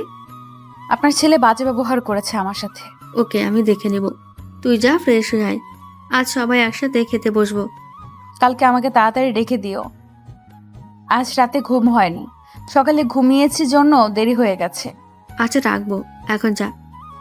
রায় রান্নাঘর থেকে চলে গেলে ইরিনা বেগম মনে মনে বলেন, আমার ছেলেটা যে তোর কান্নার আর সহ্য করতে না পেরে চলে এসেছে তোর কাছে, এটুকু বুঝলি না? খাবার টেবিলে বসে সবাই রায়ার জন্য অপেক্ষা করছিল। ইহান মায়ের সাথে কথা বলছিল, এশার রায়া দুজনে এখনো আসেনি। ইহান গলা উঁচু করে এশার রুমের দিকে তাকিয়ে এশাকে ডাক দিতে এশা বেরিয়ে এসে খাবার খেতে বসে যায়। ইহান রায়াকে না ডেকে মাকে বলে, আম্মি, তুমি রায়াকে ডাকো। এশা পাশে থেকে বলে ওঠে, তুমি ডাকছো না কেন? তোমার বউকে তুমি ডাকো। জানো কি পরিমাণ কান্না করছে বেচারি তোমার জন্য? তুমি তো লাকি। চুপ। বড় ভাইয়ের সাথে কিভাবে কথা বলতে হয় জানিস না? শিখিয়ে দিতে হবে আবার? আমাকে কিছু শেখাতে হবে না, তুমি বরং গুগলকে জিজ্ঞেস করো। টিউটোরিয়াল দেখে শিখে নাও যে বউয়ের সাথে কেমন ব্যবহার করতে হয়। ইহান মায়ের দিকে তাকিয়ে দাঁতে দাঁত চেপে বলতে থাকে, আম্মি, তোমার মেয়েকে বলে দাও বেশি কথা বললে কিন্তু আমি ওকে তুলে ছাদে থেকে ফেলে দেব। থামবি তোরা? রায়াকে দেখে এসা বলে ওঠে, ওরে নীলপরি যে, তা কোথার থেকে? পরীর দেশ থেকে নাকি আকাশ থেকে পড়লে? এসার কথা শুনে সবাই বাম পাশে তাকায়। রায়া নীল শাড়ি পরে লজ্জা মাখা মুখে খাবার টেবিলের দিকে এগিয়ে আসছে। ইহানের পাশে এসে দাঁড়িয়ে ইরিনা বেগমকে উদ্দেশ্য করে বলে, কেমন লাগছে আমাকে বড় মা? ইরিনা বেগম মুখে হাসি ফুটিয়ে বলেন, খুব সুন্দর লাগছে, তাই না রে ইহান? শর্ট হেয়ারের শাড়িতে কি সুন্দর বানিয়েছে তোকে, কারো নজর না লাগুক। রায়া ইহানের দিকে তাকিয়ে আছে নিজের প্রশংসা শুনতে। পৃথিবীর সব নারীর অধিকার আছে শাড়ি পরলে ব্যক্তিগত মানুষের কাছ থেকে প্রশংসা পাওয়ার। পৃথিবীর সব পুরুষের উচিত নারী শাড়ি পরলে পরিমাণগতভাবে বেশি বেশি ভালোবাসা, অন্যায় করলে ক্ষমা করে দেওয়া। রায়ের অনেকক্ষণ তাকিয়ে থাকা দেখে ইহান বলে ওঠে, মা, মেয়েদের বড় চুলেই ভালো লাগে, ছোট চুল ছেলেদের জন্য। আর হ্যাঁ, শাড়িতে একটু ভালোই লাগছে। বাড়িতে যেসব টি শার্ট পরে থাকে ওসব দিয়ে তো তুমি রান্নাঘরের পাতিল ধরো। রায়ার আগে চোখে ইরিনা বেগমের দিকে তাকালে ইরিনা বেগম রায়াকে ইশারায় ইহানের পাশে বসতে বলেন। রায়া একটা বড় শ্বাস টেনে নিজেকে নিয়ন্ত্রণ করে ইহানের পাশে ধপ করে বসে পড়ে। সবাই খাওয়া শুরু করেছে। ইহান ভাতের এক লোকমা মুখে নিতেই নিজের পায়ে সুরসুরি অনুভব করে। ভাত মুখেতে টেবিলের নিচের দিকে তাকিয়ে দেখে রায়া তার পা ইহানের পায়ের উপর রেখে সুরসুরি দিয়েই যাচ্ছে। ইহান পা সরিয়ে রায়ের দিকে তাকাতেই রায়া ঠোঁট দিয়ে চুমুর ইশারা করতে ইহানের হিঁচকি উঠে যায়। ইরিনা বেগম তাড়াতাড়ি করে পানির গ্লাসটা ইহানের দিকে বাড়িয়ে দেন। ইহান ঢকঢক করে গ্লাসের সম্পূর্ণ পানিটুকু খেয়ে নেয়। রায়া পাশে বসে মিটমিটি হাসছে। রায়ের হাসি দেখে ইহান চোখ বড় বড় করে রায়ের দিকে তাকাতেই রায় হাসি বন্ধ করে খাবার প্লেটে মন দেয়। খাবার খাওয়া শেষ হতেই একে একে সবাই গিয়ে হাত মুখ ধুয়ে নিচ্ছে। হঠাৎ কলিং বেলের আওয়াজে এশার দরজা খুলতে যাবে, ইহান তাকে থামিয়ে দিয়ে নিজেই দরজা খুলতে যায়। দরজা খুলে ওপাশে অপরিচিত এক লোককে দেখে ইহান জিজ্ঞেস করে, জি বলুন। দরজার ওপাশ থেকে লোকটা বলে, ইহান শেখের নামে পার্সেল এসেছে। আমি ইহান শেখ। কে পাঠিয়েছে? সেটা লেখা নেই স্যার। ঠিক আছে, আমাকে দিন। ফর্মালিটিস পূরণ করে ইহান পার্সেলটা রিসিভ করে নেয়। হঠাৎ কে পার্সেল পাঠালো, বিষয়টা বেশ ভাবাচ্ছে ইহানকে। পার্সেলটা উল্টে পাল্টে দেখতে থাকে আর ভাবতে থাকে কি আছে এখানে, আর পাঠালোই বা কে? আমার থেকে চুমু নেন না, অন্য মেয়ের দেওয়া এত কিছু নিচ্ছেন কিভাবে? কোন মেয়ে আপনাকে পাঞ্জাবি ঘড়ি ওয়ালেট পাঠিয়েছে? আমি থাকতে আবার কোন মেয়ে আপনার উপর নজর দিয়েছে? ইহান পার্সেল খুলে ভূত দেখার মতো বসেছিল। বিছানার উপর দুইটা পাঞ্জাবি রাখা, একটা সাদা আর একটা গাঢ় খয়েরি, একটা ঘড়ি ওয়ালেট ও পাশে রাখা। ইহান সেগুলো থেকে চোখ ফিরিয়ে রায়ের দিকে তাকায়। কি বললি? কোন মেয়ে পাঠিয়েছে আপনাকে এসব? ইহান ঠান্ডা মেজাজে বলে, আমি জানি না, এখানে এসব ছাড়া কিছুই নেই। আপনি বাসায় এসেছেন সেটা বাইরের মানুষ জানলো কি করে? সেটা আমি কি করে বলবো আজব? একদম রাগ দেখাবেন না। আমি কিছু করলে সেটা দোষ, আর আপনি করলে সেটা আপনি জানেন না। ইহান রায়ের কথায় বেশ দমে যায়। নরম স্বরে বলে, আমি সত্যি জানি না এসব কে পাঠিয়েছে। আমার কারোর সাথে অ্যাফেয়ারও নেই যে সে পাঠাবে। তুই তো জানিস আমি তোকে। ইহান চুপ হয়ে যায়। কথা মাঝপথে থেমে যাওয়ার রায়া বলে, আপনি আমাকে কি কিছু না। বলুন? বললাম তো কিছু না। ভালোবাসেন না এখন আর? 7 বছর ধরে। দূরে থাকছেন কেন? আমার শাস্তি পাওয়া শেষ হয়নি। বুকের ভেতরটা খুব খালি খালি লাগে জানেন। আমার কি আপনাকে আর পাওয়া হবে না? আমারও লেগেছিল, সত্যটা বুকে তীরের মতো বিঁধেছিল। দূরে গেলে ভালো থাকবেন, ব্যবস্থা করে দেব। রায়া প্লিজ, সব সময় এই ঘ্যান ঘ্যানা নিয়ে আমার ভালো লাগে না। তুই তোর মতো থাক, আমাকে আমার মতো থাকতে দে প্লিজ। দূরত্ব ঘুচিয়ে কাছে আসতে চেয়েছিলাম, দূরে সরিয়ে দিলে আমার আর ফেরা হবে না। মেয়েদের অভিমান অনেক বেশি, সহ্য করতে পারবেন না। রায়া বারান্দায় চলে যায়। ইহান মাথায় হাত দিয়ে ভাবতে থাকে কে পাঠালো এসব। এত এত চিন্তার মাঝে রায়ার এসব কথা একদমই ভালো লাগছিল না ইহানের। সবগুলো জিনিস উল্টে পাল্টে বারবার দেখতে থাকে। গিফট পাবে মেয়েরা, শাড়ি চুড়ি, পৃথিবীতে সব যত প্রসাধনী আছে সব পাবে। ছেলেরা কেন গিফট পাবে, তাও আবার সারপ্রাইজ গিফট। সারপ্রাইজ গিফট তো না যেন টেনশনের বস্তা। ইহান উঁকি দিয়ে বারান্দায় দেখে রায়া বারান্দার গ্রিল ধরে নিজের বাড়ির দিকে তাকিয়ে আছে। ইহান মায়ের কাছে শুনেছে রায়া একটা বারের জন্যও নিজের বাড়িতে যায়নি। রায়ার সকালে ঘুমানোর অভ্যেস, তাই রায়ের মা মাঝে মাঝে এসে দেখে গেছেন। ইহান রায়ের কাছে যাবে এমন সময় রায়ের ফোনে মেসেঞ্জারে মেসেজ আসার শব্দ হতেই ইহান ফোনটা হাতে নেয়। স্ক্রিনে মেসেজ নোটিফিকেশন দেখা যাচ্ছে। ইহান স্পষ্ট দেখতে পেল সেখানে লেখা, দোস্ত, 4000 টাকা খরচ হয়েছে ইহান ভাইয়ার ওষুধ কিনতে। বিকেলে আমি তোকে বাকি 1000 টাকা ব্যাক করে দিয়ে দিব। ইহান মেসেজটা দেখে খানিকক্ষণ থ মেরে দাঁড়িয়ে থাকে। মাথায় যেন ঢুকেও কিছু ঢুকছে না। রায় এসব করেছে, আর এমন ভাব করলো যেন সে কিছুই জানে না। ইহান ফোনটা রেখে বারান্দায় চলে যায়। রায়ের পাশে গিয়ে দাঁড়িয়ে বলে, সরি। রায় পাশে না তাকিয়েই বলে, কেন? ওই যে ধমক দিলাম সেজন্য। শুধু ধমকের জন্য? আর কিসের জন্য সরি বলা উচিত? কিছু না। বাজারের মোড়ের ওখানে নীল রঙা একটা বাড়ি আছে না, ওখানে একটা মেয়ে আছে তোর মতো সুন্দর দেখতে, ফর্সা গায়ের রং, কিন্তু ওর চুলগুলো অনেক বড়। ওদিকে গেলেই বারান্দায় এসে আমাকে দেখে দাঁড়িয়ে দাঁড়িয়ে। আমার এখন সন্দেহ হচ্ছে ওই মেয়েটা এসব দেয়নি তো, দিতেও পারে, তাই না বল? ভালোবেসে যেহেতু পাঠিয়েছে, নষ্ট করা উচিত হবে না। রায়া এবার এক ঝটকায় ইহানের দিকে ফিরে তাকায়। ব্রুকুচকে ইহানের দিকে তাকিয়ে বলে, কোন মেয়ে আপনাকে পছন্দ করে? নিয়ে চলুন আমাকে তার কাছে, আমি এক্ষুনি দেখবো তাকে। দেখে কি করবি? হিংসা হবে দেখে? হলে হোক, আপনার কি? এই মেয়ের মুখে আমি অ্যাসিড নিক্ষেপ করাবো। চেয়ারম্যানের মেয়ে আমি। এত সাহস? সাহসের কিছুই দেখেননি। দেখতে চাই, দেখা একটু সাহস। রায়া 2 পা এগিয়ে এসে 1 পা ইহানের পায়ের উপর রাখে। এই প্রথম রায়া নিজের ইচ্ছেতে ইহানের কাছে আসে। নিজের পায়ে প্রেয়সীর স্পর্শ পেয়ে সমস্ত শরীর যেন আন্দোলিত হয়। নিশ্চুপ হয়ে যায় ইহান। দুজন একে অপরের চোখে নিজেদের সীমাবদ্ধ করে নেয়। দুজন যেন ঘোরের মধ্যে চলে যাচ্ছে ধীরে ধীরে। রায়া নিজের আরেকটা পা ইহানের পায়ের উপর রাখতেই ইহান রায়ার পড়ে যাওয়া আটকাতে কোমর জড়িয়ে ধরে। রায়া ইহানের পায়ের উপর পা উঁচু করে দাঁড়িয়ে পড়ে। রায়ার সমস্ত শরীর কাঁপছে। সেদিনের প্রথম ছোঁয়ার কোনো অনুভূত হয়নি রায়ার। আজ যেন পেটের নাড়ি অবধি কাঁপাকাঁপি করছে। রায়া ঠিক মতো দাঁড়িয়ে থাকতেও পারছে না। রায়া ইহানের ঠোঁটের দিকে নজর ফেলে ধীরে ধীরে সেটাকে গন্তব্য মনে করে এগোতে থাকে। ঠোঁটে ঠোঁট স্পর্শ করতেই রায়ার শরীর যেন একটা ঝাঁকুনি দিয়ে ওঠে। সাথে সাথে দুজন চোখ বন্ধ করে নেয়। ইহান রায়ের কোমর শক্ত করে জড়িয়ে ধরে প্রেয়সীর সাথে ভালোবাসার প্রথম চুম্বন উপভোগ করতে থাকে। দুজন যেন ব্যস্ত জীবন থেকে বিচ্ছিন্ন হয়ে পড়ে। মহাকাশ থেকে যেমন কোনো কিছু হঠাৎ কোথাও ছিটকে পড়ে, ঠিক তেমনি যেন রায়ার ইহান পৃথিবী নামক গ্রহ থেকে ছিটকে যায়। বাস্তব থেকে তারা এখন ধরাছোঁয়ার বাইরে। এসা ভাইয়া ভাইয়া করে ডাকতে ডাকতে রায়া আর ইহানের রুমের দিকে আসতে থাকে। এশার গলা স্পষ্ট হতেই রায়া আর ইহান দুজনই নিমিষেই দুজনকে ছেড়ে বারান্দায় 2 প্রান্তে চলে যায়। রায়া এক প্রকার ইহানের দিকে তাকাতেই দেখে ইহান অবাক চোখে তার দিকে তাকিয়ে আছে। রায়া লজ্জায় মাথা নিচু করে নেয়। ইহান রায়ের সামনে থেকে রুমের দিকে পা বাড়ায়। ইহানের মুখে হাসি লেপ্টে আছে। এশাকে দেখেই মুখটা গম্ভীর করে নেয় সে। কি চাই? ডাকছিস কেন?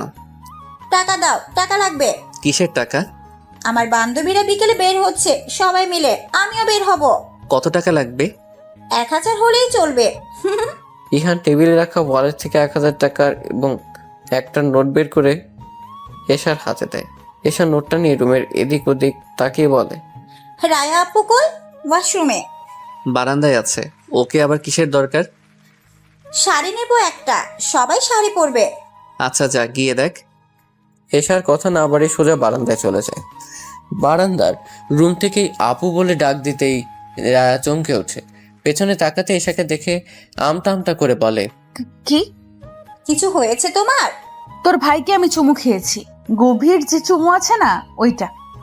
আমার সারা শরীরে বিদ্যুৎ খেলে গেছে, নাড়িও কাঁপছে জানিস। কথাগুলো বলতে না পেরে কিছু হয়নি, তুই কিছু বলবি? হ্যাঁ, তোমার সবুজ শাড়িটা দাও, সেদিন কিনেছিলে না, ওটা।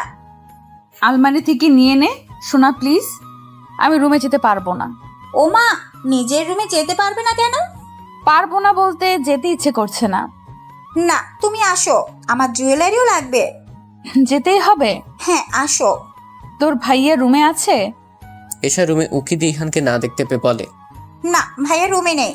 আচ্ছা চল। রায়া এশার সাথে রুমে চলে আসে। রুমে এসে আসলে ইহানকে দেখতে পায় না সে। শুকনো একটা ঢোক গেলে আলমারির দিকে চলে যায়। আলমারি থেকে এশার পছন্দের সবকিছু বের করে এশার হাতে দিতেই এশা সেগুলো নিয়ে চলে যায়। রায়া বিছানায় রাখা ইহানের জন্য নেওয়া জিনিসগুলো দেখতে এগোতে ঠিক তখন ওয়াশরুমের দরজা খোলার শব্দ হয়। রায়া যেন সেখানে স্ট্যাচু হয়ে যায়। রায়া মনে মনে নিজেই নিজেকে নোংরা অকথ্য ভাষায় গালি দিতে থাকে। মনে মনে নিজেকেই শাসায়।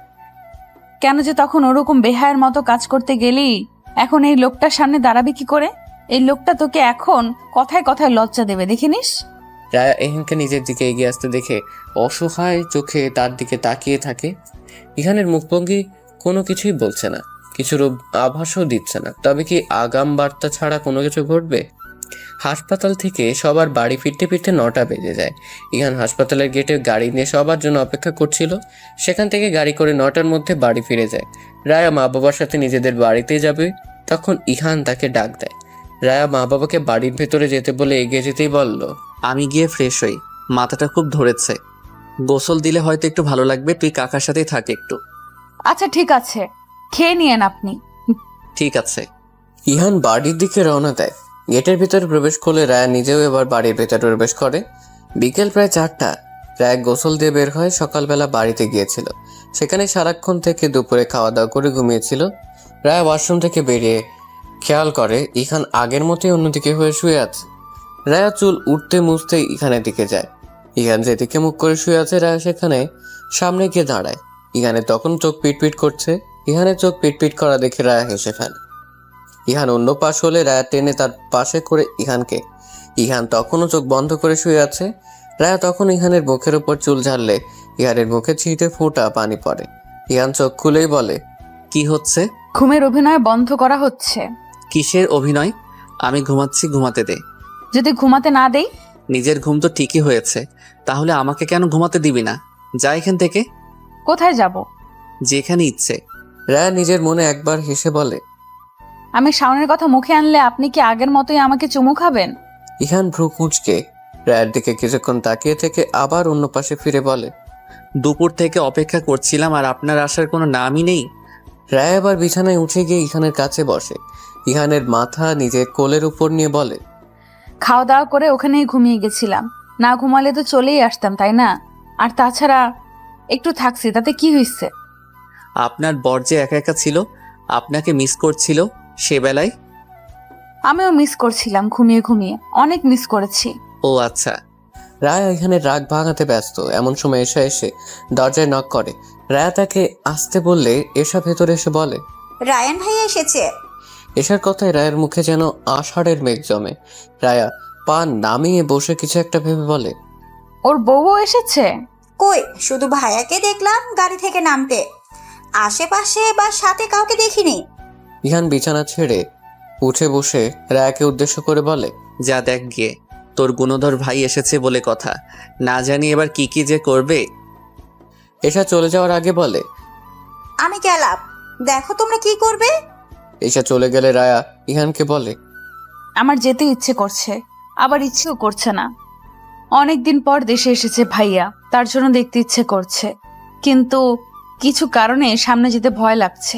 ইহান রায়ার 2 হাত নিজের হাতের মুঠোয় নিয়ে চোখে চোখ রেখে বলে, আমি নিশ্চয়ই তোকে ভরসা করতে পারি, তাই না?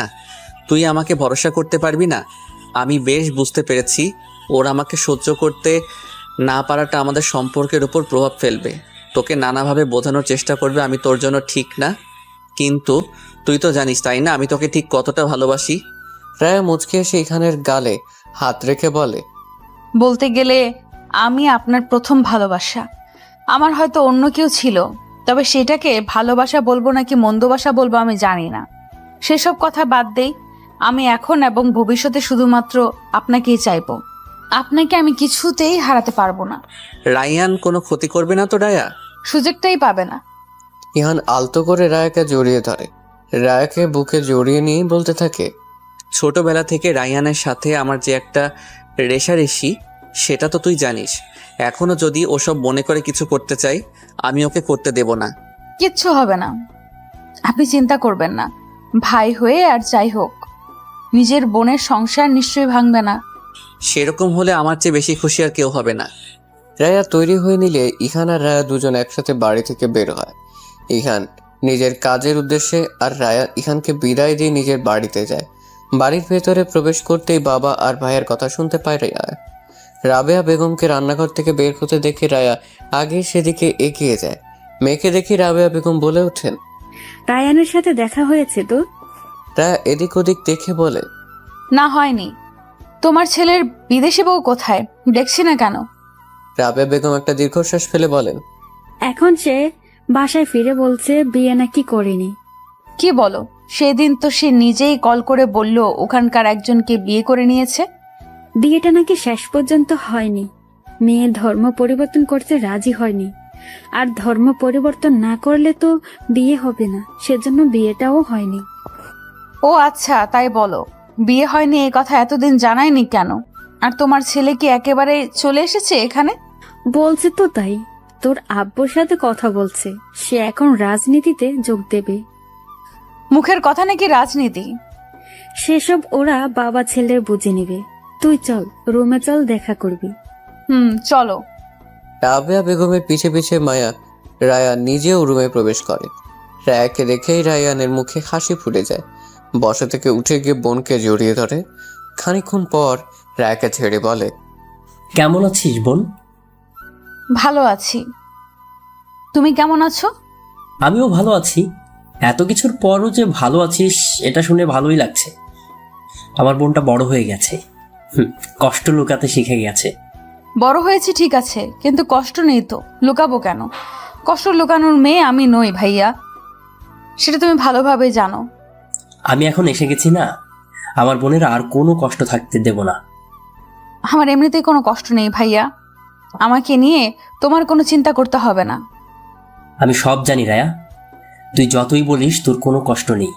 আমি তোর ভাই, আমি জানি তুই কোন পরিস্থিতিতে আছিস। ইহানের সাথে তোর বেশি দিন থাকতে হবে না।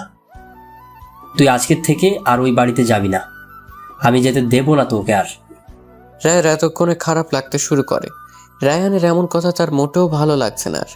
রায়ানের কথা জবাব না দিয়ে বাবার দিকে তাকায়। শামসুজ্জামান ততক্ষণে মেঝের দিকে চুপচাপ তাকিয়ে রাগে ফুঁসছেন ছেলের কথা শুনে। এক পর্যায়ে তিনি আর চুপ থাকতে না পেরে রাবেয়া বেগমকে উদ্দেশ্য করে বলেন, রাবেয়া, তোমার ছেলেকে এবার থামতে বলো। সে রাজনীতিতে আসতে চেয়েছে, আমি মেনে নিয়েছি। প্রয়োজনে আমি অবসরে গিয়ে তাকে আমার জায়গায় বসিয়ে দেওয়ার চেষ্টা করব। আমার মেয়ের সংসার নিয়ে তার ভাবতে হবে না। আমি ভেবেচিন্তে আমার মেয়েকে আমি ইহানের হাতে তুলে দিয়েছি। আমার মেয়ে সুখী, তার ব্যাপারে আর কিছু আমাদের কারো ভাবতে হবে না। রায়ার জন্য একমাত্র আল্লাহ আর তারপর ওর স্বামী যথেষ্ট। রায়ান বাবার দিকে এগিয়ে এসে বলে, ও ছোটবেলা থেকেই আমার সবকিছু কেড়ে নিয়েছে। তুমি আমার চেয়ে ওকে বেশি ভালোবাসো। আমার মায়ের অবস্থা জানি না, আমার বোনটা একমাত্র ছিল যে কিনা তোমাদের সবার বাহিরে এসে আমাকে সাপোর্ট করত। তাকেও ইহান আমার কাছ থেকে কেড়ে নিয়েছে, কেড়ে নেওয়ার চেষ্টা করছে। আমি সেটা কিছুতেই হতে দেব না। ও আমার বোনকে ভালো রাখবে না। ছোটবেলা থেকে আমার সাথে যে প্রতিযোগিতা করছে সেটাই জেতার জন্য আমার বোনকে বিয়ে করেছে। তোমরা কেউ ইহানের আসল রূপটা দেখোনি। শামসুজ্জামান বলে ওঠেন, নিজে যা বুঝবে সবসময় সেটা হয় না বাবা, হবেও না।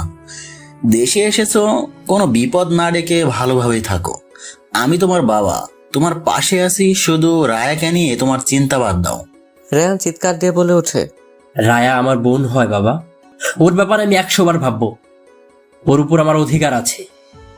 রায়া এবার রায়ানের দিকে এগিয়ে গিয়ে তার বাহু ধরে নিজের দিকে ঘুরিয়ে নেয়, বলে, ভাইয়া হও তুমি আমার উপর তোমার অধিকার আছে, কিন্তু আমার সংসারের উপর তোমার কোনো অধিকার নেই। আমার সংসার বা ইহানের দিক নজর দিলে আমি ভুলে যাব তুমি আমার ভাইয়া হও। আমি বারবার তোমাকে বলছি যে আমি ইহানের সাথে ভালো আছি। আজকের কথার পরেও যদি আমার সংসারের দিকে আঙুল তোলো, তাহলে আমি কিন্তু তোমার হাত কেটে ফেলবো বলে রাখলাম। আমার আর ইহানের মধ্যে যে কোনো একজনকে বেছে নিতে হবে। তুই কাকে চাস বল, আমাকে নাকি ইহানকে? রায়ানের কথায় রায়া সাফ সাফ জানিয়ে দেয়, আমার জীবনে আমি তোমাদের দুজনকেই চাই। এখানে ফয়সালা তোমার হাতে, তুমি আমার জীবনে থাকতে চাও কিনা। আমি তোমাদের কাউকেই ছাড়তে চাই না। তোমাদের দুজনের মধ্যে একজন আমার নিজের ভাই আর অন্যজন আমার স্বামী। দুজন আমার কাছে দুরকম স্পেশাল। তুই আর কোনোদিন এ বাড়িতে আসবি না রায়া। বাড়িটা তোমার নয়, এটা আব্বুর বাড়ি। আব্বু যদি আমাকে নিষেধ করে এখানে আসতে, তাহলে আমি ভেবে দেখব। তুই আজ থেকে আমার বোন না, আর তাছাড়া আমি আমার চিরশত্রুকে কখনোই ভালো থাকতে দেব না। সবকিছু কেড়ে নিয়েছে ও আমার থেকে। কেউ তোমার থেকে কিছু কেড়ে নেয়নি ভাইয়া, তুমি সবকিছু অবহেলায় হারিয়েছ। নিজের দিকটা একটু ভেবে দেখো, কি কি করেছো তুমি খেয়াল করো। ছোটবেলা থেকে আব্বু আম্মু যেমন আমার ভুল নিয়ে পড়েছিল, এখন তুইও ওরকমই করছিস। আমার দিকটা আমাকেই বুঝতে হলো। তোরা তো কেউই বুঝলি না একটুও। আমাকেই কেন সবকিছু বুঝতে হবে বুঝতে পারলাম না। ছোটবেলা থেকে আমি পড়াশোনা কম করতাম, এজন্যই সব সময় কথা শুনতে হতো আমাকে।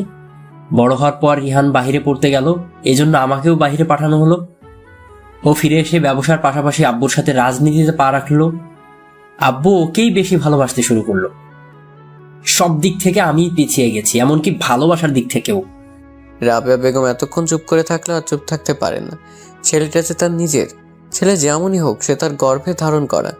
রাবেয়া বেগম রায়ানের কাছে গিয়ে বলেন, অনেক তো হলো, এবার থাম বাবা। দেখ, তুই ইহানকে যেমন ভাবিস ছেলেটা সেরকম না, আমি জানি। আমার ছেলে কোনো ভুল করবে না। রায়া ইহানের সাথে খুব ভালো আছে। শামসুজ্জামান উঠে ছেলের দিকে এগিয়ে আসেন। ছেলের কাঁধে হাত রেখে বলেন, তুই কিছুই হারাসনি বাবা। তুই নিজের জিদের জন্য সবকিছু থেকে দূরে সরে গেছিস। তুই একবার তোর বাহিরের এই শক্ত আবরণ ছুঁয়ে ফেলে নরম হয়ে সবার সাথে মিশে দেখ, দেখবি সব তোরই আছে। ইহানকে আমরা ভালোবাসি ঠিকই, কিন্তু তোর চেয়ে বেশি না। তুই ছেলে হয়ে কখনো আমাদের বোঝার চেষ্টা করিসনি, একটু বোঝার চেষ্টা কর। ইহান আর তোর তুলনা কোনোদিন করা হয়নি। ইহান তোর শত্রু না, তোর থেকে কিছু কেড়েও নেয়নি। রায়ান কিছু না বলে রুম থেকে বের হয়ে যায়। রায়া তার বাবার কাছে গিয়ে বলে, আব্বু ভাইয়া কোনো অঘটন ঘটাবে না তো? শামসুজ্জামান মেয়ের মাথায় হাত বুলিয়ে দেন। ভাই, হয় সে তোর বোনের সংসারের ক্ষতি সে করবে না, ওর ভেতরে যে ভুল ধারণাটা আছে সেটা খুব তাড়াতাড়ি ভেঙে যাবে। ওকে আর কোথায় যেতে দেব না আমি। রায়ান আমাদের সবার যত কাছাকাছি থাকবে তত সবাইকে বুঝতে পারবে। তুই একদম নিশ্চিন্ত থাক মা, তোর ভাই এমন কিছু করবে না যাতে তুই কষ্ট পাস। রায়া তার বাবাকে আলতো করে জড়িয়ে ধরে। শামসুজ্জামান মেয়ের মাথায় হাত বুলিয়ে দিয়ে ভাবতে থাকেন, রায়ান কি সব বুঝবে? হেমন্তের শেষের দিকে সপ্তাহখানেকের মধ্যে বসন্তের আগমন ঘটবে, আর এর মাঝেই কেটে গিয়ে বেশ কিছু মাস। গত রাতেই রায়া ইহানের জন্য ব্যাগ গুছিয়ে রেখেছে। ইহান 6.5 মাসের জন্য দুবাই যাবে কাগজের সূত্রে। ইন্টারন্যাশনাল একটা প্রজেক্টের কথা চলছে, সে সূত্রেই তাকে বাহিরে যেতে হচ্ছে। বিকালেই বাড়ি থেকে বের হয়ে যাওয়ার কথা তার। রায়া গতকাল ক্যালেন্ডার তারিখ খেয়াল করে হিসাব করে কিছু একটা আন্দাজ করে বিকালেই বের হয়ে প্রোগ্রেন্সের কিট সংগ্রহ করে রেখেছে। ভোরতেই সে ফজরের নামাজ আদায় করে নেয়। ইহানও তার সাথে ঘুম থেকে উঠে ফ্রেশ হয়ে মসজিদে চলে গিয়েছে। রায়া নামাজ শেষ করে কিছুক্ষণ সে এখানেই বসে থাকবে। সে যেটা সন্দেহ করছে সেটা কি আসলে সঠিক কিনা সেটা নিয়ে ভাবছে সে। যদি কোনোভাবে সেটা ভুল প্রমাণিত হয় তাহলে বিষয়টা একটু মর্মান্তিক হবে, তাই সে কাউকে কিছু জানায়নি। রায়া জায়নামাজ ছেড়ে উঠে প্রেগনেন্সির কিট হাতে নিতেই ইরান চলে আসে। ইহানকে দেখে সে কিটটা লুকিয়েই ফেলে। ইহানের প্রতিদিনের অভ্যাস ফজরের নামাজ আদায় করে সেই রায়াকে নিয়ে হাঁটতে বের হয়। সকালবেলার আবহাওয়াটুকু দুজনেরই উপভোগ করা হয়। আজকে তো ইহান চলে যাবে, আর কতগুলো মাস দুজনের একসাথে থাকা হবে না, সময় কাটানো হবে না, তাই আজকে যেন সবকিছুর অন্যথা না হয়, কমতি না থাকে। তাই ইহান রায়ের কাছাকাছি এসে বলে, বের হওয়ার জন্য রেডি? রায় আমতা আমতা করে বলে, আপনি একটু অপেক্ষা করুন, আমি আসছি। কোথায় যাবি? ও আশ্রমে যাবে। যা, এসব আর বলতে হয় নাকি? আপনিই তো জিজ্ঞেস করলেন, আমার কি দোষ? আচ্ছা আচ্ছা, যা, আমি অপেক্ষা করছি। রায়া ইহানকে অপেক্ষায় রেখে ওয়াশরুমে চলে যায়। কোনো অন্যায় না করেও আজ কেমন যেন ভয় তার বুক কাঁপছে। মনে হচ্ছে এক্ষুনি সব কিছু উল্টে পাল্টে যাবে। ওয়াশরুমে গিয়ে 5 মিনিট হয়ে যাওয়ায় ইহান দরজার কাছে এসে বলে, সূর্য উঠে যাচ্ছে, এতক্ষণ কে ওয়াশরুমে থাকে? এই, তুই কি ফোন নিয়ে গেছিস ভেতরে? রায় ইহানের ডাকে সাড়া না দিয়ে কিটের দাগ পর্যবেক্ষণ করছে। এক দাগ স্পষ্ট বোঝা গেলে দ্বিতীয় দাগ অস্পষ্ট হবে কিনা সেটা দেখার জন্য অপেক্ষা করছে সে। কিছু মুহূর্তের মধ্যেই অস্পষ্টভাবে নিকটন দ্বিতীয় দাগ দেখা দিতেই রায়ের চোখে পানি দেখা দেয়। রায়ের চোখে পানি দেখা দিলেও মুখে যেন হাসি রেখা স্পষ্ট। রায়া প্রেগন্যান্সি কিট হাতে নিয়ে বাহিরে চলে আসে। ইহান ততক্ষণে পাঞ্জাবি চেঞ্জ করে কালো রঙের টি শার্ট পরে নিয়েছে। রায়াকে দেখেই হাতে ঘড়িটা ঠিক করতে করতে এগিয়ে আসে। এত দেরিতে বের হয়েছে বলে কিছু বলবে, ঠিক তখনই সে খেয়াল করে রায়ার চোখে পানি। রায়া চোখের পলক ফেলতে চোখের পানি গাল বেয়ে গড়িয়ে পড়ে। রায়াকে কান্না করতে দেখে অস্থির হয়ে যায় ইহান। রায়ার 2 বাহুতে হাত রেখে রায়ার চোখে চোখ রেখে জিজ্ঞেস করে, কি হয়েছে রায়া? তোর চোখে পানি কেন? আমি কোনো ভুল করেছি? রায়া কিছু বলছে না দেখে ইহান আবার বলে, প্লিজ কান্না করিস না রায়া, বল আমাকে কি হয়েছে তোর? রায়া চোখের পানি মুছে হাসতে থাকে। দারুণ স্নিগ্ধ সে হাসি। কান্না করার পরই রায়ার হাসি দেখে দ্বিধায় পড়ে যায় ইহান। শুকনো ঢোক গেলে রায়াকে আবারও প্রশ্ন করে ইহান। কি হয়েছে রায়া, তুই ঠিক আছিস তো? রায়া হাসতে হাসতে বলে, কেন? আমার ব্যবহারে কি মনে হচ্ছে আমি পাগল বা আমাকে জেনে ধরেছে এমন কিছু? ইহান এবার মজার ছলে বলে ওঠে, তুই নিজে যেহেতু এভাবে বলছিস তাহলে আমার সন্দেহ ভুল। এবার বল তো কি হয়েছে? কিছু হয়নি, তবে হবে। কি হবে? সেটা তো আমি জানি না, আর হওয়ার আগে জানতেও চাই না। মানে কি সব বলছিস বল তো? মাথা ঠিক আছে? আমার বউ কি পাগল হয়ে গেল? পাবনা দিয়ে আসবো? ধুর, নিন এটা দেখুন। রায় ইমানের হাতে প্রেগন্যান্সি কিট তুড়ি দিয়ে বিছানায় গিয়ে বসে। আমার বউ মা হবে? বায়া ভ্রু কুচকে বলে, অন্য পুরুষ হলে বলে উঠতো আমি বাবা হতে চলেছি, আর আপনি? ইহান নিজেকে এবার নিয়ন্ত্রণ করতে না পেরে দৌড়ে গিয়ে জড়িয়ে ধরে। আজ তার অসম্ভব আন্দোলনের দিন। এই দিনটা হয়তো নারীর সাথে পুরুষকেও আনন্দ দেয়। নারী যেমন প্রথমবারের মতো মাতৃত্ব কি সেটা বুঝতে পারে, ঠিক তেমন বাবার দায়িত্বটা কি সে সম্পর্কেও একটা পুরুষ আন্দাজ করতে পারে। কিছুক্ষণ পর ইহান রায়াকে ছেড়ে দিয়ে সোজা হয়ে দাঁড়ায়। রায়ার হাতে একটা চুমু খেয়ে হাতটা বুকের সাথে ধরে রেখে বলে, এক অন্যরকম খুশি তুই আমাকে আজ দিলি রায়া। আমি বাবা হব, ছোট ছোট আঙ্গুল আমি ছুঁয়ে দেখতে পারবো। তোর পরে সে হবে আমার নিজের মানুষ, আমার আর তোর অংশ। রায়া উপর নিচ মাথা ঝাঁকিয়ে সম্মতি জানায়। এখানে একটা স্বস্তির নিঃশ্বাস ফেলে বলে, তুই এখানে বসে থাক, আমি আম্মিকে খবরটা দিয়ে আসি। কথাটা বলে ইহান মায়ের রুমের দিকে রওনা দিয়ে দেয়। রায়ান খেয়াল করতেই ইহানকে ডেকে বলে, প্রেগনেন্সি কিটটা তো দিয়ে যান, ওটা তো আপনার হাতে। রায় বিছানাতেই বসেছিল। ইরিনা বেগম আর এশার দৌড়ে রুমে চলে আসে। ইনা বেগমকে পেছনে ফেলে রেখে এশা এসে রায়কে জড়িয়ে ধরে। এশা মিষ্টি হেসে বলে, আমি ফুপি হব? আমি তো ভাবতেই পারছি না যে আজকে সকালটা এত ভালো হবে। এশা রায়কে ছেড়ে দিয়ে বলে, তোমরা কথা বলো, আমি বরং তোমাদের বাড়িতে খবর দিয়ে আসি। আজকে এত খুশি খবরে রায়ান ভাই নিশ্চয়ই আর রাগ করে থাকতে পারবে না। ইরিনা বেগম এশাকে বলেন, হ্যাঁ যা, খবরটা দিয়ে আয়, সবাইকে নিয়ে চলে আসবি। এশা রুম থেকে বেরিয়ে যাওয়ার সাথে সাথে ইহান রুমে আসে। ইনা বেগম রায়ের দুই গালে হাত রেখে কপালে একটা চুমু খান। পাশে বসে রায়ের দুই হাত ধরে বলেন, আমি কদিন হলো ভাবছিলাম তোকে বলবো যে অনেকটা সময় তো নিলি, এবার একটা নতুন অতিথি নিয়ে আয়। জানিস তো একটা ছোট্ট প্রাণ পারে সব সমস্যার সমাধান করতে, যা আমরা বড় মানুষগুলো পারি না। এই যে দেখ, রায়ান কারোর সাথে কথা বলে না এতগুলো মাস। এখন যদি শোনে যে সে মামা হবে, তাহলে কি আর রাগ করে থাকতে পারবে? পারবে না। কিন্তু এখন থেকে ধীরে ধীরে রাগটা মোমের মতো গলে যাবে। পাশ থেকে ইহান বলে ওঠে, ছোট থেকে আমি কিছু না করেও কেমন দোষী ওর কাছে।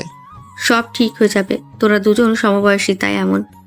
তিনজনে অনেকক্ষণ ধরে কথাবার্তা চলতে থাকে। এত খুশির মাঝে রায়ের মনটা কেমন করছে। মনে মনে ভাবছে রায়ান কি আসলে ঠিক হবে, মেনে নেবে সব কিছু। রায় বেগম এবং শামসুজ্জামান সাহেব এশার মুখে খুশির সংবাদ শুনতেই তাড়াহুড়ো করে রায়ের কাছে চলে যায়।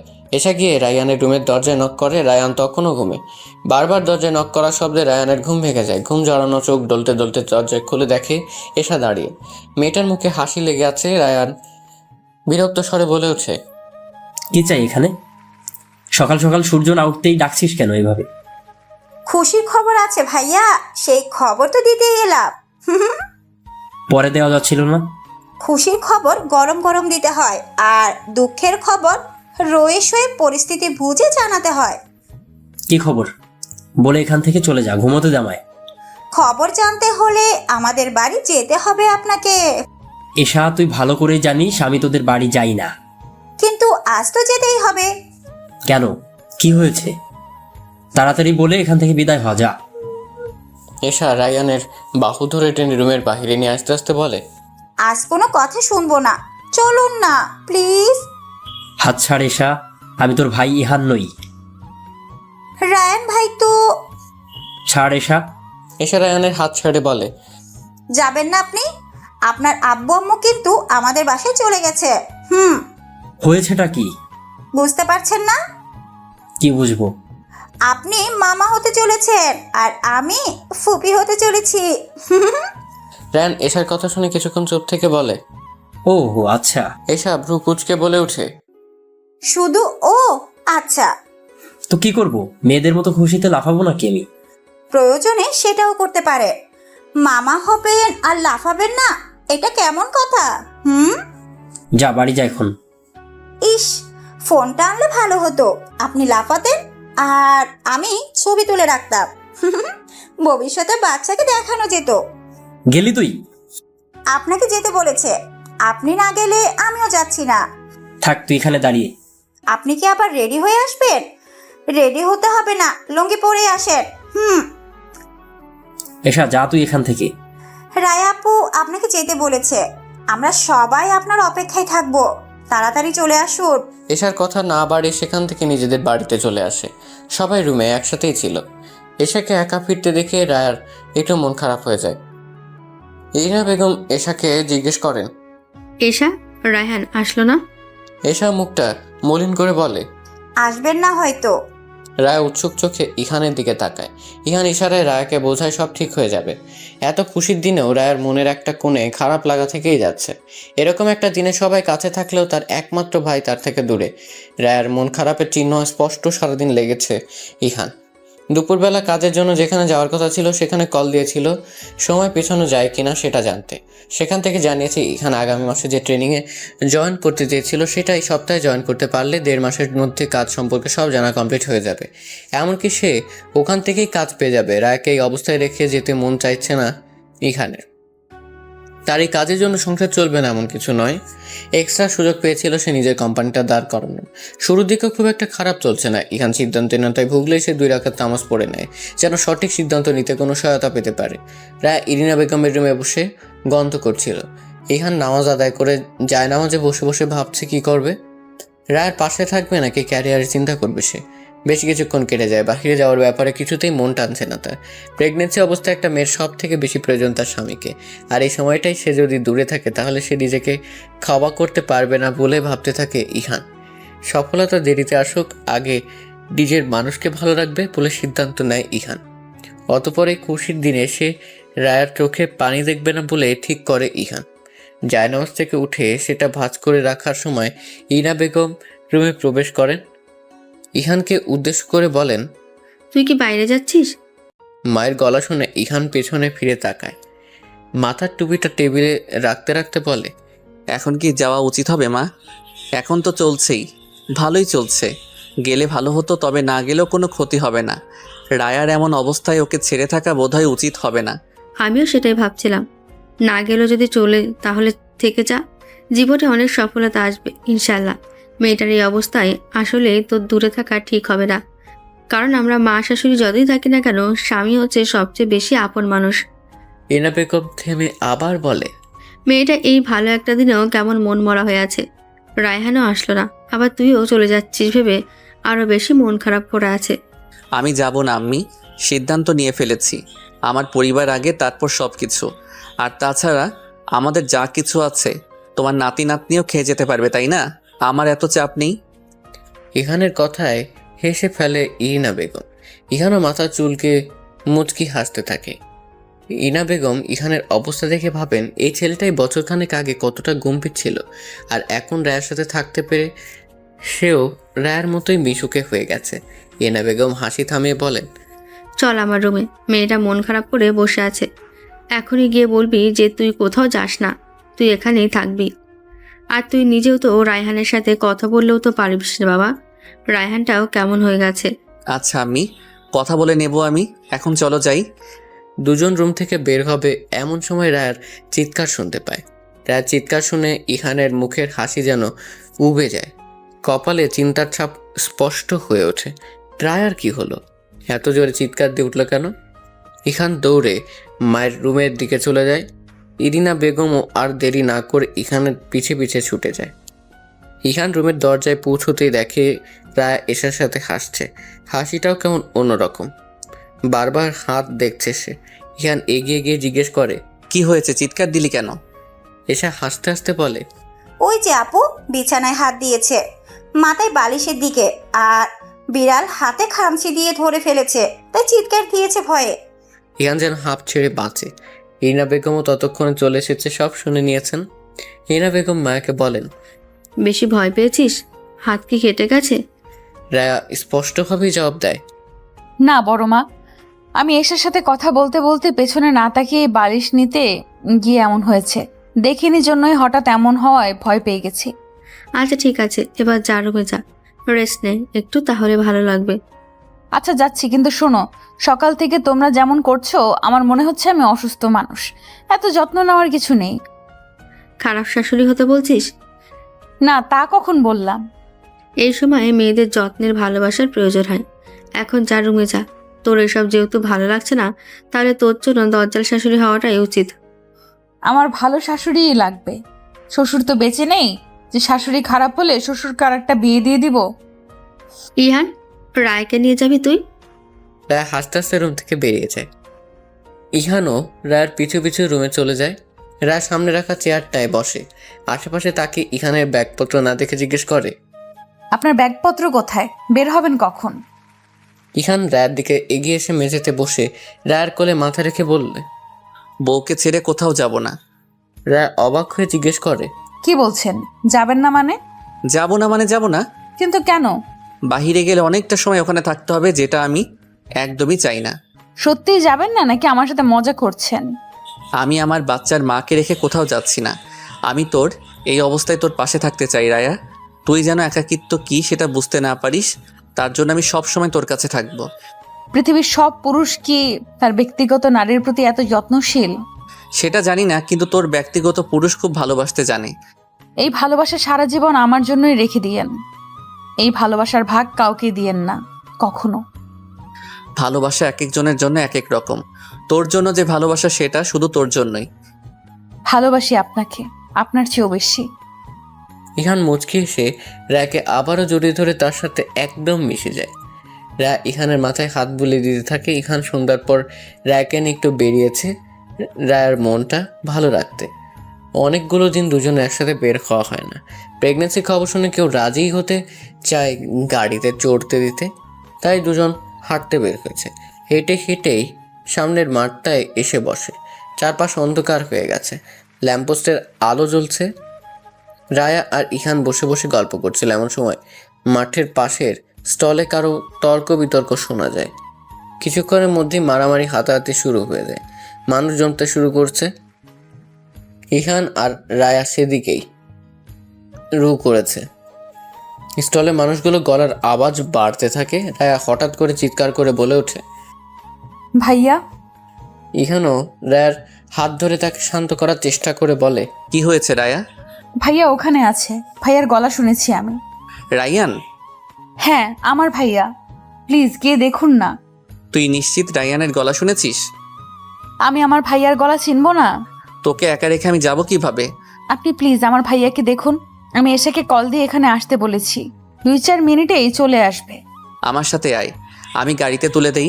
বাসার সামনে গিয়ে নেমে বাড়িতে ঢুকে আমাকে কল দিবি। ঠিক আছে। ইহান তাড়াতাড়ি করে রায়াকে একটা রিকশায় তুলে দেয়। রিকশাওয়ালাকে ধীরে ধীরে যেতে বলে, ভাড়াটা দিয়ে দেয়। রিকশা চলতে শুরু করলে ইহান এবার স্টলের দিকে দৌড় দেয়। ইহান স্টলে পৌঁছেই দেখে দুজনের মধ্যে মারামারি হচ্ছে। দুটোই তার পরিচিত মুখ। তাদের মধ্যে একজন হচ্ছে রায়ান আর আরেকজন শাওন। রায়ান শাওনের কাছে পরাজিত হচ্ছে দেখে দুজনকে ছাড়িয়ে নিতে এগিয়ে যায়। ওখানে অনেকেই দাঁড়িয়ে আছে। কেউ দুজনকে ছাড়ানোর চেষ্টা করছে, কেউ দাঁড়িয়ে দাঁড়িয়ে দেখছে, আবার কেউ ভিডিও করছে। ইহান এগিয়ে এসে শাওনকে ধাক্কা দিয়ে সরিয়ে দেয়। আশপাশের কয়েকজন ইহানকে দেখে সরে দাঁড়ায়। ইহান একটা জোরে শ্বাস ফেলে চোয়াল শক্ত করে জিজ্ঞেস করে, কি হচ্ছে এখানে? রায়ান এবার প্রথম ইহানের সাথে কথা বলে। বাহু দিয়ে কপালে ঘাম মুছে বলে, এই কুত্তার বাচ্চা আমার বোনকে নোংরা কথা বলছে, ওর বাঁচার অধিকার নেই। ইহান এবার নিজেকে নিয়ন্ত্রণ করতে পারে না।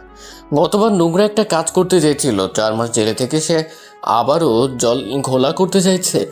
ইহান অগ্নিদৃষ্টিতে চেয়ে আছে শাওনের দিকে। শাওন বাঁকা হাসি দিয়ে বলে, কি এভাবে তাকিয়ে আসিস কেন? এখন কি তুই আমাকে মারতে আসবি? আমার এক্স প্রেমিকার ভাইয়ের মতো আবার মার খাইতে আসিস না।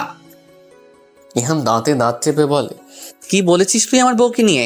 শাওন হাসতে হাসতে ইহানের দিকে এগিয়ে এসে বলে, যা বলছি সত্যি বলছি। তোর বউ আমার প্রেমিকা ছিল, 6 মাসের মতো সম্পর্ক ছিল। বাড়ি কাছাকাছি, যখন ইচ্ছে দেখা, ছোঁয়া, চুমো। শাওন তার কথা শেষ করতে পারে না। ইহান শাওনের শার্টের কলার ধরে মুখের উপর ঘুষি দিতে থাকে। অবস্থা ব্যক্তিই দেখে সবাই ইহানের মতো হাত থেকে শাওনকে ছাড়াতে ব্যস্ত হয়ে যায়। শেষমেশ রায়ান ইহানকে ছাড়িয়ে নিতে সফল হয়। রায়ান শক্ত করে ইহানকে ধরে আছে। ইহান ছুটোছুটি করছে শাওনকে আবার মারার জন্য। ইহান চিৎকার করে বলতে থাকে, কুত্তার বাচ্চা, তোর সাহস কি করে হয় আমার বউকে নিয়ে কথা বলার? চাইলেই কারো গায়ে কালি লাগানো যায়, তাই না? আমি ইহান বেঁচে থাকতে আমার বউয়ের গায়ে এক ফোঁটা কালিও লাগতে দেব না। আর একদিন যদি আমার বউকে নিয়ে কিছু বলেছিস, সেদিনই আমি তোর জিভ টেনে ছিঁড়ে ফেলবো। দুপক্ষের কাউকে স্থির রাখা যাচ্ছে না। দুজন দুজনের দিকে ছুটে আসতে চাইছে। হয়তো ছেড়ে দিলে তুলকালাম কিছু বাঁধে ফেলবে দুজন। কয়েকজন মিলে ইহানকে শান্ত করার চেষ্টা করছে। ওদিকে শাওনকে নিয়ে তার বন্ধুরা বেরিয়ে যায়। শাওন ইহানের দিকে ফিরে তাকিয়ে সাহায্য আঙ্গুল উঠিয়ে ইশারায় কিছু বলে যায়। জায়গা খালি হয়ে যেতেই রায়ান ইমনকে ছেড়ে দেয়। ইহান সাথে সাথে স্থল থেকে বেরিয়ে আসে। রায়ানও সেখানে দাঁড়িয়ে না থেকে ধীরে ধীরে ইহানের পিছনে এসে দাঁড়ায়। রায়ানের উপস্থিতি বুঝতে পেরে ইহান বলে ওঠে, আমাকে ধরলি কেন? ওকে আজ আমি শেষ করে দিতাম। মাসে মাসে চাঁদে চাঁদে ঝামেলা বাঁধাতে এলাকায় আসে জানোয়ারটা। সরি ইহান, এখন সরি কেন বলছিস? আমি তোকে আমার বোনের সাথে মেনে নিতে পারছিলাম না। কাকে মেনে নিতে পারতি? শাওনের মতো ছেলেকে? আমি কিছু না করেও সারা জীবন তোর কাছে দোষী। আমি সব কিছুতে ভালো জন্য কেউ তুলনা দিলে আমিও ভিলেন হয়ে যাই সবার কাছে। তুই আমার জায়গায় থাকলে আমার অবস্থাটা বুঝতি আসলে। তুইও আমার জায়গায় থাকলে বুঝতি দোষ না করেও দোষী হতে ঠিক কেমন লাগে। Sorry, extremely sorry. ইহান এবার রায়ানের দিকে ফিরে দুই হাত দিয়ে রায়ানের বুকে হাত দিয়ে বলে ওঠো, কিসের সরি? হ্যাঁ, তোর এসব বালের সরি আমি চেয়েছি? এখন কেন সরি বলছিস? দেশে আসার পর যে এতগুলো মাস চলে গেল, আমার সাথে একদিন দেখা করেছিস? রায়ার সাথে সেদিনের ঝামেলার পর কথা বলেছিস? ওর চোখের পানি দেখেছিস তুই? ও সব কিছু পেলেও ভাইয়ের দূরত্ব সহ্য করতে না পেরে মন খারাপ করে থাকে, সেই খবর রেখেছিস তুই? বাড়িতে নতুন একটা প্রাণ আসছে শুনেও একদিন এসেছিস আমাদের বাড়িতে? এত কিছুর জন্য ক্ষমা পাবি ভেবেছিস? কখনো না, নেভার এভার। রায়ান ঝড়ের গতিতে এসে ইহানকে জড়িয়ে ধরে। ইহান থেমে যায়। গলা দিয়ে তার আর কোনো শব্দ বেরোচ্ছে না। সে ছোটবেলায় দুজন কাঁধে কাঁধ মিলিয়ে দুজন চলাফেরা করেছে।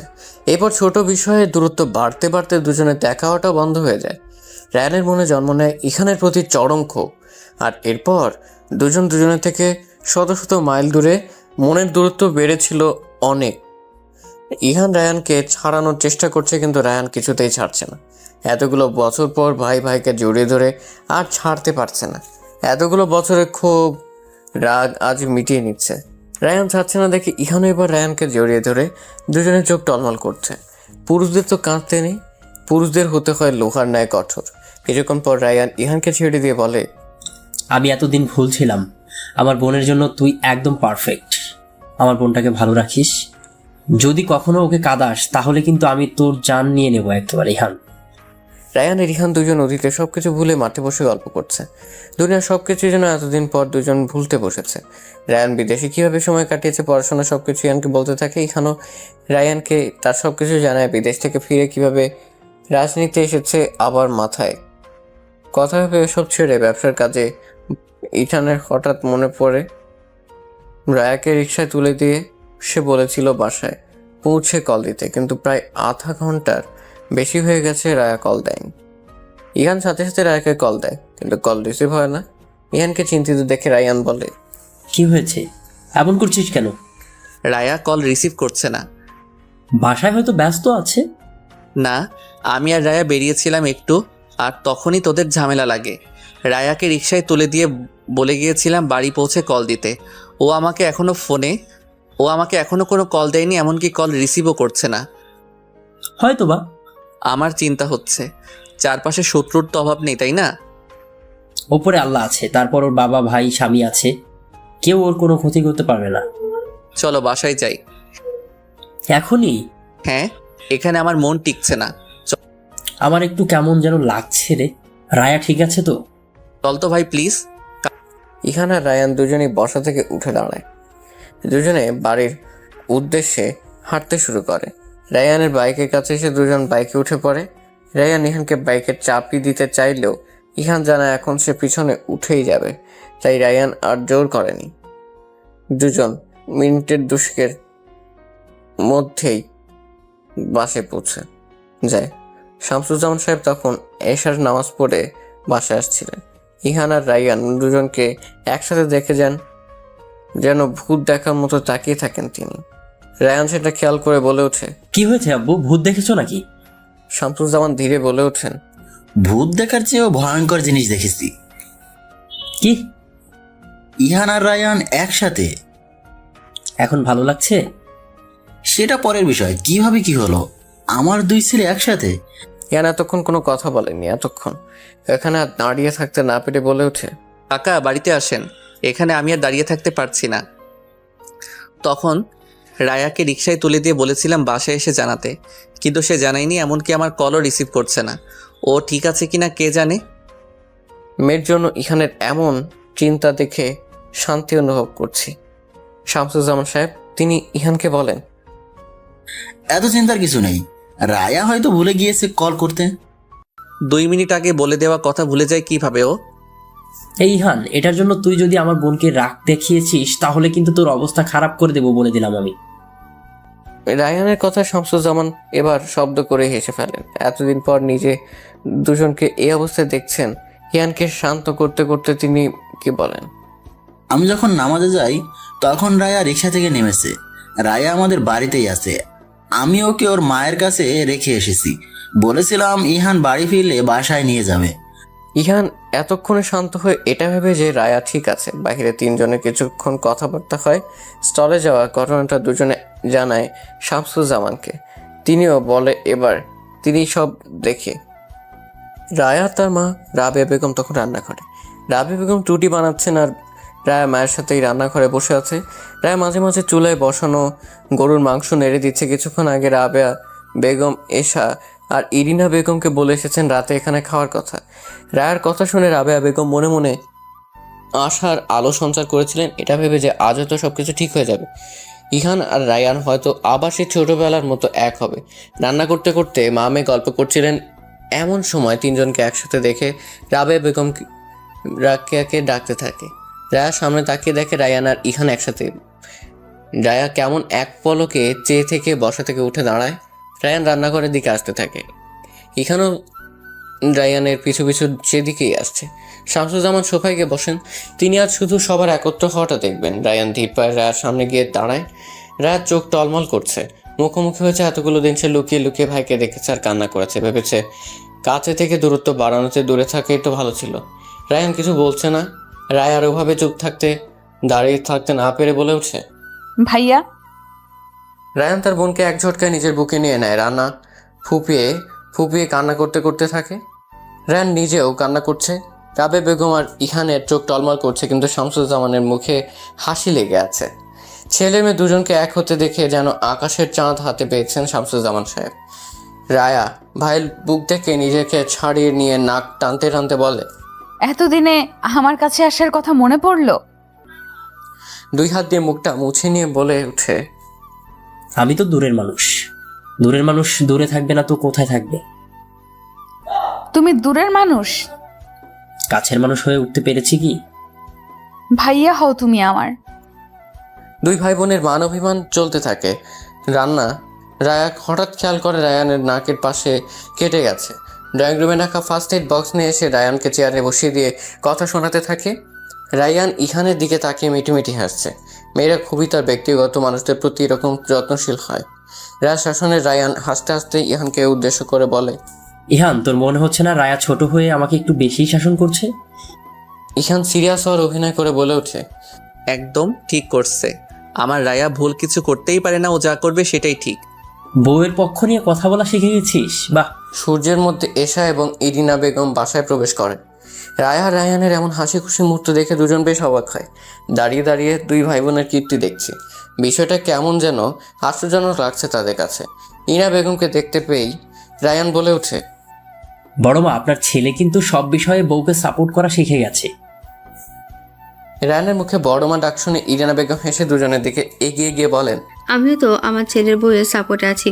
কি গো রাবেয়া, তুমি নেই? হ্যাঁ হ্যাঁ, আমিও রায়ার দলে। সবার কথা শুনে রায়া হেসে ফেলে। আজ তার ঈদের মতো আনন্দ লাগছে। সবকিছু কতদিন পর ঠিক হলো। ধৈর্য ধরে থাকলে আল্লাহ কখনো নিরাশ করেন না। সবার এত হাসি খুশি মুহূর্ত দেখে এসে বলে ওঠে, এত ভালো একটা মুহূর্ত ক্যাপচার করে রাখলে কিন্তু মন্দ হতো না। আজকের দিনটা বারবার ফিরে তো আসবে না, ফ্রেম বন্দি করে রাখলে মাঝে মতো অনুভব করা যেত। শামসুজ্জামান সাহেব বলে ওঠেন। হ্যাঁ, সবাই এদিকে এসো, আজকে একটা ছবি ওঠা যাক। সবাই সানন্দে একসাথে হতে এগিয়ে আসে। ইহান ছবি তোলার প্রস্তুতি নিয়ে বলে ওঠে, সবাই ওখানে বসো, এশা আর রায়ান নিচে বসবি, আর সবাই সোফায় বসুক, আমি ছবি তুলে দিচ্ছি। রানা ইহানের দিকে এগিয়ে এসে হাত ধরে টেনে সবার কাছে নিয়ে এসে বলে, আজ কারো দূরে থাকা চলবে না। ফোন সামনে রেখে টাইমার সেট করলেই হয়ে যাবে। আমি দূর থেকে ভালো করে দেখে শুনে ছবিটা তুলে দেই, পরবর্তী ছবিতে আমি আসবো। দূর থেকে দেখতে হবে না, আসুন তো। রায়ান নিজের ফোনটা সামনে রেখে ইতালের হাত ধরে টেনে নিজের পাশে বসিয়ে দেয়। রায়া টাইমার সেট করে মা আর বাবার সাথে গিয়ে বসে পড়ে। রাত 10টা। রায় ব্যালকনিতে চেয়ারে হেলান দিয়ে বসে সূর্য দেখছে। এখানে এতক্ষণ ব্যালকনিতে পা রাখে। হাত ধোয়া ওঠা নুডলসের বাটি রায়ার পাশের চেয়ারটায় বসে রায়ার হাতে নুডলসের বাটি ধরিয়ে দিয়ে বলল, নে খেয়ে নে, বরের হাতে নুডলস না খেয়ে তোর ভালোই লাগছিল না, এবার খেয়ে নে। রায়া বাড়িটা ইহানকে ফিরিয়ে দিয়ে বলে, আপনি খাইয়ে দেন। রান্না করে নিয়ে আসলাম, এখন আবার খাইয়েও দিতে হবে? হ্যাঁ, খাইয়ে দিতেই হবে। দিবেন না? দিচ্ছি। বলে ইহান রায়াকে খাইয়ে দিতে শুরু করে। খানিক বাদে ইহানের হাত থেকে ব্যাটটা নিয়ে রায়া ইহানকেও খাইয়ে দেয়। খাওয়া দাওয়া শেষ করে দুজন কিছুক্ষণ চন্দ্রবিলাস করে রুমে আসে। হঠাৎ মেসেজ আসার শব্দ পেয়ে রান্না ফোনটা হাতে নিয়ে রায়ান তার ফোনে তোলা ছবিগুলো পাঠিয়েছে। সাথে সাথে ছোট করে একটা মেসেজ লেখা, ছবিগুলো সুন্দর না? আমার বোনের পছন্দের মানুষটা আসলেই সুন্দর। আমি শুধু দেরিতে চিনলাম। আমার বোনটা সবসময় ভালো থাকুক তার মানুষটাকে নিয়ে। রায়ানের মেসেজ দেখে মুচকি হাসে রায়া। মেসেজের উত্তর হিসেবে ভালোবাসি ভাইয়া লিখে পাঠিয়ে দেয়।